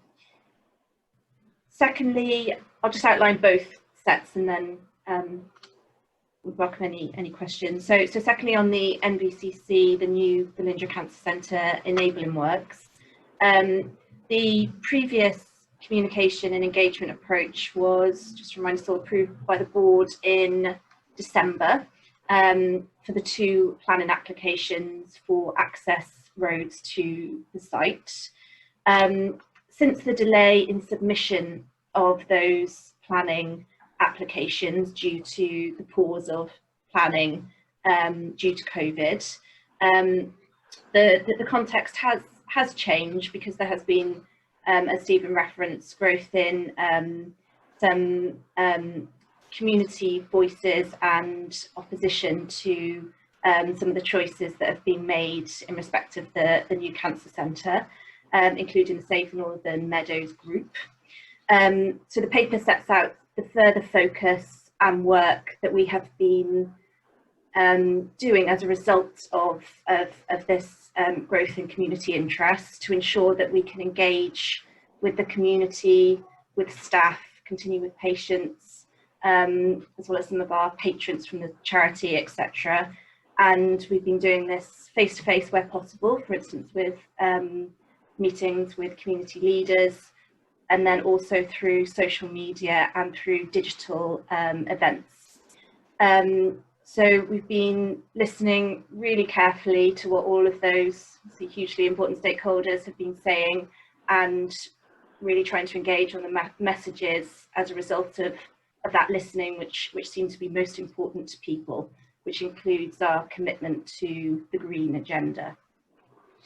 So the paper then sets out our continued priority for engagement with all of those extremely important stakeholders over the next period. So including, again, the Community Council in all of that, as well as with the outreach project, as I mentioned, and our Bevan Health Board in terms of the radiotherapy satellite centre. Thank you, Lauren. The amount of work and time that has been expended to engage with particularly some of the campaign groups has been quite extensive. It's taken a lot of time, from the executive, not a very detailed answer questions, which we welcome, but it has taken considerable amount of time to address those issues. So the 2 virtual public meetings went very well technically and were very well chaired by yourself, Lauren. But I'm just raising the amount of time that managing these issues is taking at the moment. So before I say anything else, I can see that Steve Allen wants to come in. So Steve. Thank you, Chair. Just to obviously we've been involved with discussions with your team about the engagement and discussions that you're having. I just think, look at the paper that I think just to in a caution for the board to consider, and maybe some rewording of the paper would be helpful. Obviously, there's no reference at all to the engagement and consultation guidance issued by Welsh Government. And I think you need to identify you are following that guidance from the Welsh Government on engagement and consultation.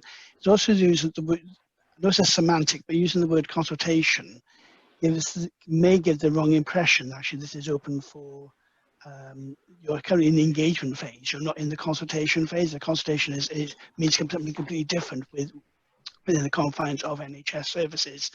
And the risk is, of course, if you use the word consultation, people expect there to be a formal consultation process to go through. You're not in that position at the moment, and you may not actually enter that position, of course, if engagement has been taken correctly and robustly. So I think the way I think the Chair, if you bear with me, I think it's the paragraph 2.8. You need to look at that again to be more explicit as to where you are within each of your project plans across the domains that you're working within. We're happy to help with your team to word in a way that actually clearly identifies to the wider public where you are in the process and what they can influence, and what is not able to be influenced. And that's going to be a key thing from any engagement process you go through. So I would just ask the board to take that under advisement when they're noting this paper, to ensure that there will be some requirement just to refocus it slightly to ensure it's given the right message to the wider community. Thank you, Stephen. I think that's very helpful advice. Of course, and you're very wise to say to us, clarify your terms, because they mean something very specific in policy terms from Welsh Government.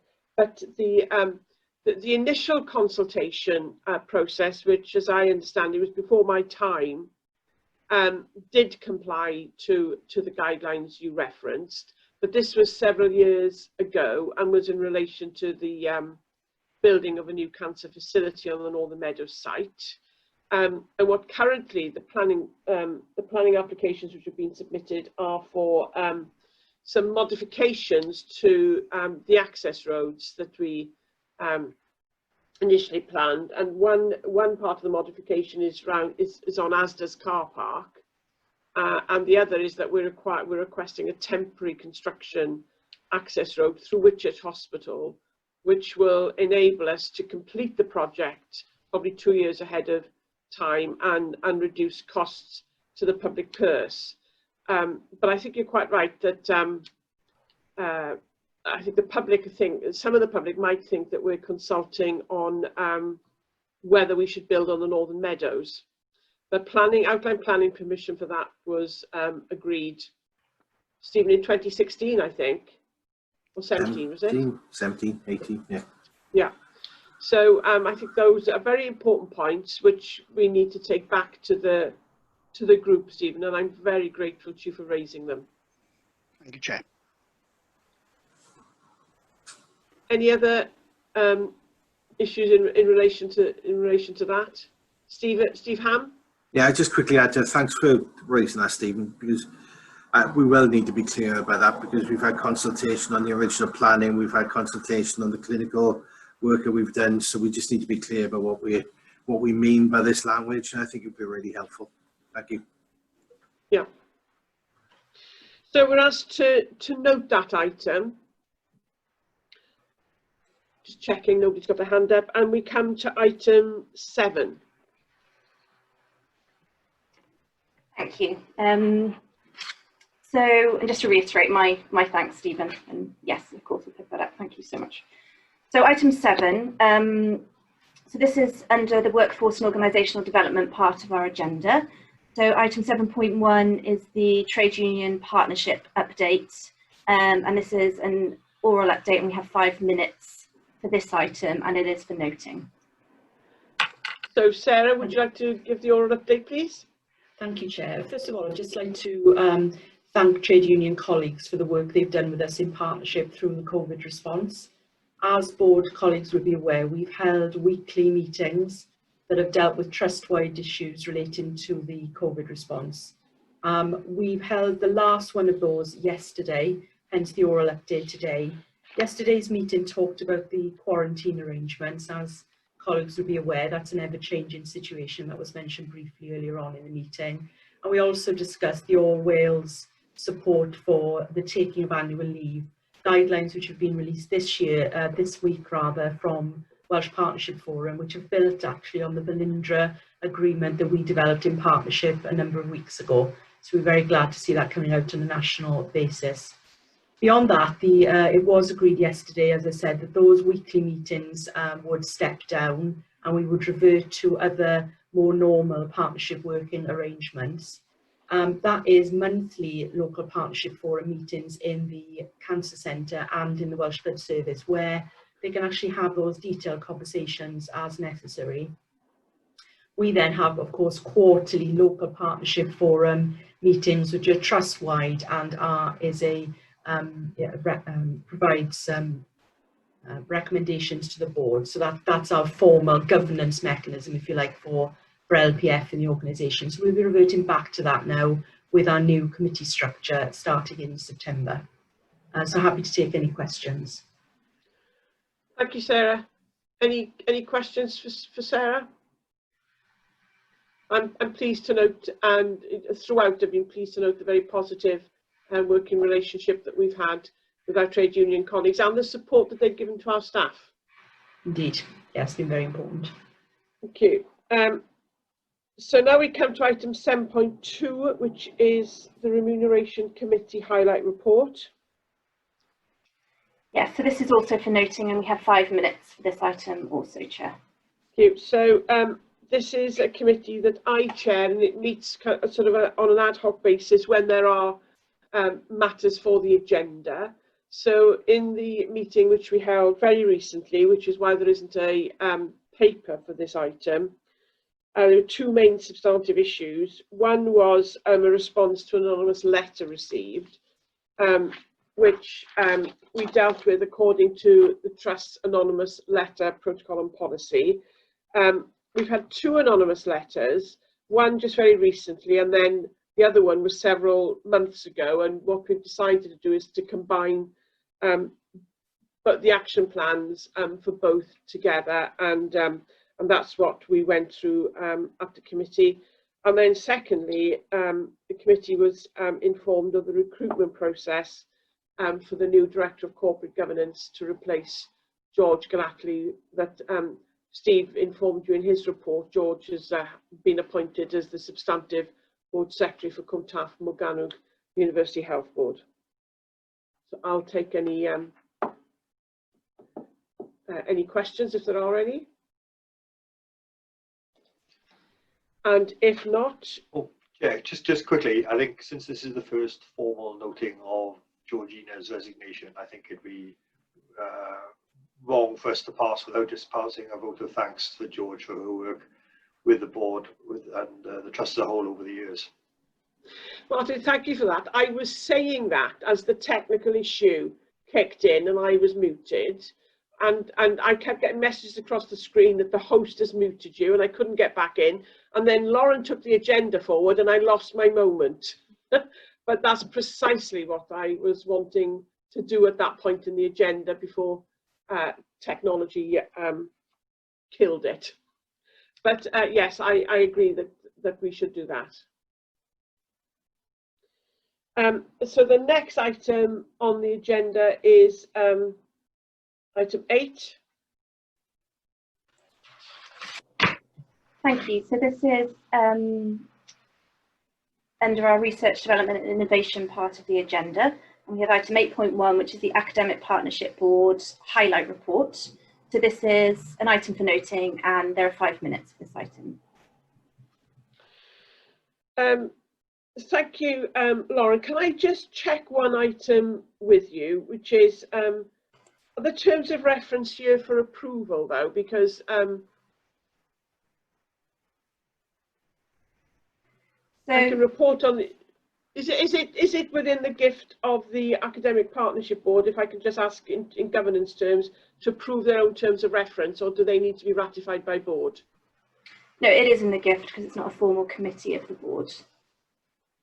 Yes, we decided it wouldn't be a formal committee. So these are the terms of reference. The terms of reference are appended, which have been agreed. I was very pleased to note that, as I said at the outset, that we had 5 universities. We had Jason Linton from Welsh Government and other stakeholders attend. As it was an inaugural meeting, we took the opportunity to present a number of the initiatives under research, development, education and innovation that's going on in the Trust and our aspirations for each of those. We had presentations by Mick Button on the plans for the Collaborative Centre for Education and Learning. We had a presentation from Mark Briggs on our research strategy and how that's been taken forward, and other presentations. We also had a presentation from Stuart Morris, our Assistant Director for Digital. That was very well received, and I know that Jason Linton has been in touch with Stuart since in order to discuss the possibility of a digital hub that we might want to be involved with. There's been a lot of activity since the meeting, and what we've agreed, Nicola is the executive director who kind of services, if I can use that word, this meeting for us, is that we will have another meeting in a similar format in which our partners are going to tell us about the work they're doing and their aspirations going forward.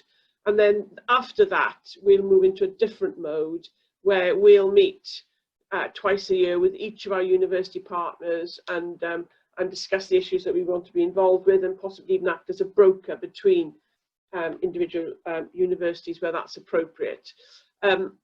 Experience, we checked on experience from other academic partnership boards, and what you find is if you've got 5 universities around the same table, that would be highly competitive, and people would be guarded about what they might want to disclose at any one point in case that idea was snapped up and run away with elsewhere. So we thought that it would be more appropriate that certain members of the exec team, to be determined for each meeting, would meet with our university partners, but then once a year we would get together as a collective to touch base on what we've achieved and what we want to achieve going forward. We discussed the triennial review. We're not due for a triennial review yet, but Welsh Government are going to bring us in line with all other health organisations who are facing a triennial review, and we discussed our plans for completing that, and we were very grateful to Jason for briefing us about that and offering to support us in that should we need it. So we're working on that at the moment, just so colleagues all understand that when we're given University Health Board status, it's not in perpetuity. That has to be reviewed every 3 years, and a submission is required. There have been 2 triennial reviews so far. Welsh Government's taken the opportunity at this time to refresh the criteria for the reviews, and we'll be fully engaged and consulted upon in relation to as to what those criteria are going to be. And there will be a form of paper for the next trust board. Can I just ask Nicola, before I hand it over to general questions, if you would want to add anything to that? Not really, Chair. I echo everything that you've said. It really was a great meeting, and I think out of that has come some really good pieces of work, and I think we really will be in a very improved position or enhanced position around our relationships. I think there are lots of opportunities for us working with our university colleagues to really start driving forward research, development, innovation and educational opportunities in the next year or so. Thank you, Nicola. And I'm grateful to you and to your team for all of the hard work that they put into getting this off the ground. And the technology worked very well, didn't it? With lots of presentations. Yeah. Gareth, I can see your hand. Thank you. Thank you, Chair. And it's to your earlier question about approval of the terms of reference. I think the comment was that they were to be approved by the board itself, the Academic Partnership Board. We might just need to review paragraph 8 of the terms of reference just to align that with the statement that was made. I need to look at paragraph 8 just to... We've left trust board in there as opposed to, yeah. I think that's because initially all the academic partnership boards, as I understand it, have been subcommittees of the board, and in our new structure we decided that we wouldn't make it a subcommittee of board, and it's probably a leftover from that point. But although we will be reporting, we will ensure that there is reporting to board. And that as I chair the Academic Partnership Board, then all committee members have got access to me, and of course I've got access to board. But I think that explains that issue. Thank you. Thanks, Gareth. We'll tidy that up. We'll tidy that up. Thank you. We've got quarter an hour left, but we come to item 9 on the agenda, integrated governance section. Lauren? Yes, so item 9.1 is the Audit Committee Highlight Report, and there are 5 minutes for this item, and it is for noting. Thank you, Lauren. Thank you, Chair. There are 2 Audit Committee Highlight Reports on here, and just to remind new members and anyone else who might stumble upon this that we have two separate audit committees within Velindre. One specifically which relates to one of our hosted bodies, the NHS Shared Services Partnership, and that's the second paper here. And the other audit committee covers effectively everything else. So to pick up 9.1 first, this relates to audit committee that we held on the 9th of July. And as you can see, I won't talk through the whole paper, but I'll just pick out a few salient points. The first item in the red alert escalate section relates to the slowdown, I think it's safe to say, in responding to audit committee recommendations, internal audit recommendations rather. The audit committee monitors and tracks all audit recommendations to see if they have been actioned, and there's been substantial progress in recent years. However, I think it's safe to say there was a disappointing relapse in recent months, and some of that can be explained by COVID, obviously, and the ways that the way that's impacted it, but some of it probably can't, and it's Mark has endeavoured to chase people to get updates, and an updated paper has been circulated around, which has been helpful. But it was disappointing that people were not sending updates back to Mark, so the audit committee couldn't actually get updates of where we were. So we will be reviewing it again in October at our next meeting, and we hope for a better response at that time. The next section, which is the advise paper, there's a couple of things I want to pick out from there. One is about NWIS and its move to become a special health authority, strategic health for the SHA, and that timeline has been impacted obviously by COVID, and now the current thinking is that that is going to have a 1st of April 2021 go live date. We didn't have an update, so we chased to get a verbal update at the meeting, and we will make sure that we do get formal updates coming back to our committee as a matter of course. There are 3 project streams, and obviously they're not necessarily in our gift, because 2 of those 3 streams are led by Welsh Government. We will ensure that Welsh Government gives us an update to respond to that, because whilst the staff will be moving to the Special Health Authority, the staff are still our staff until that point, and we have to make sure that we have the responsibility of making sure those staff land safely and properly in the new organisation. So we'll ensure that we get an update on that going forward. And the other thing I want to highlight is the internal audit reports that we received. We received 3 from covering the NWIS area, and as you can see there, 2 of those received a limited assurance report, assurance ratings, and we received 1 relating to Velindre proper on workforce planning. We also received a limited assurance rating. Again, I think that there was a little bit of disappointment that we had 3 limited assurance reports. This is very unusual. We rarely get more than 1 in a year, and certainly to get 3 at 1 meeting was a disappointment. And I think it points out that we were concerned that some of the actions to address some of the recommendations flagged weren't necessarily appearing to get actioned as quickly as we would like. We prompted individuals to make sure that those actions do get addressed as soon as possible. That's all of the things. Can I just come in there? I thought the workforce and OD, the management response appeared very quickly. Yes, absolutely. I was generalising rather than specific. You're absolutely right. Sarah attended the meeting and gave us a very helpful update on workforce planning. Yes, the paper sets out the detail of what I'm talking about. And just finally, just because it's there under inform, the counter forward section is there. Today, whilst this meeting's actually been in progress, and Wales Audit Wales report on counter forward has landed, which is a generic report about counter forward across the public sector in Wales. And it generally says that the NHS in Wales is doing far more on counter forward than many other sections. And whilst we should not rest on our laurels, I think our model is a very good one. We, of course, receive regular updates at audit committee, and indeed we have a counter forward steering group on which I sit, which actually met yesterday, which oversees the activities across counter forward across Wales. I'll pause there. Thank you, Martin. So we've got the 2 reports, which is the audit committee for the trust and the audit committee for shared services partnership. Are there any queries or observations for Martin?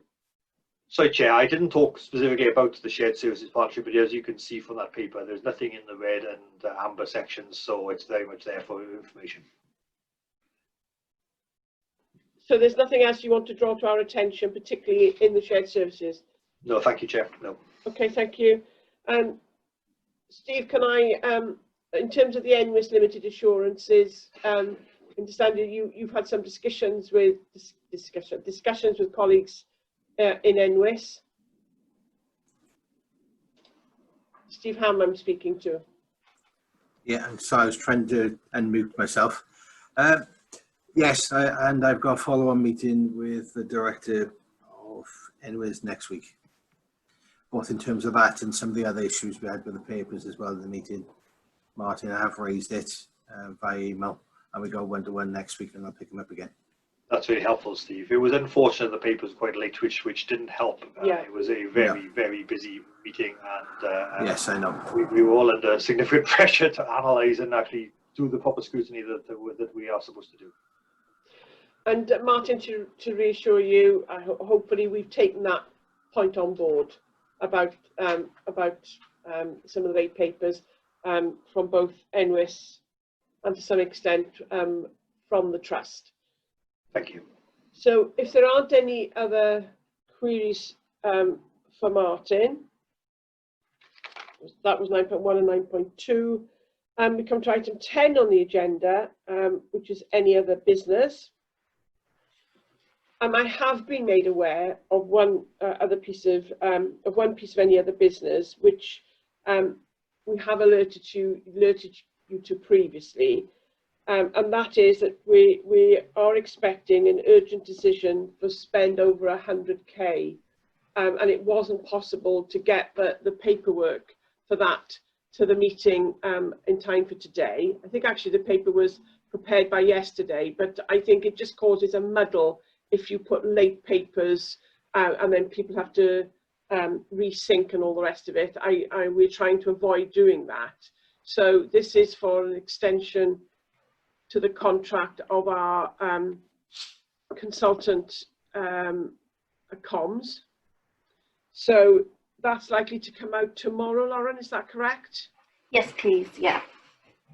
And I'll be asking for IM and board member approval for that. And I would just, so that's just to notify you of that. And I'd just like to note that I've received a letter from Sophie Howe, the Future Generations Commissioner for Wales. I should say Wellbeing and Future Generations Commissioner for Wales. And that Velindre NHS Trust was highlighted. We received her annual report, which she did lay before the Welsh Parliament during COVID. She didn't want to delay that. And Velindre was highlighted in the report for having very good examples of compliance with the legislation. And I will circulate the letter and the report to all colleagues as soon as we can arrange to do it. There's nothing else that that's been referred to me. The next meeting will be on the 24th of September. That will include our annual general meeting, which of course, in line with guidance that we've had from Welsh Government, has been delayed. We would normally be having our AGM in the July time, i.e. now, but that will take place on the 24th of September, and we will share the details and logistics of how that's going to happen in due course as we plan it over the remainder of the summer. And can I just ask, are there any items that we've discussed on today's agenda which any individual present feels they didn't have an opportunity to discuss or raise a query about? Before I therefore move to adopt the following resolution: that representatives of the press and other members of the public be excluded from the remainder of the meeting, having regard to the confidential nature of the business to be transacted, publicity on which would be prejudicial to the public interest in accordance with section 1/2 Public Bodies Admission to Meetings Act 1960. Thank you all for your attendance. Apologies for the technical hitch in the middle. and I got a bit flustered because I kept getting messages to say that I'd been turned off by the host, but that's just how the technology works apparently. But we've learned from that, and if it should happen again, I'll know what to do.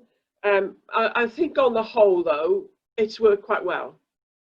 As our first attempt at a live streaming of our board meeting, I think it's worked very well, and I'm just very grateful to you all for observing the protocols that we set out, and I'm grateful to our admin support team and our technical staff for their help in getting us to this place. And we begin our Part B meeting at 1 o'clock. So I will see you all later. Thank you, Chair. Thank you, Chair.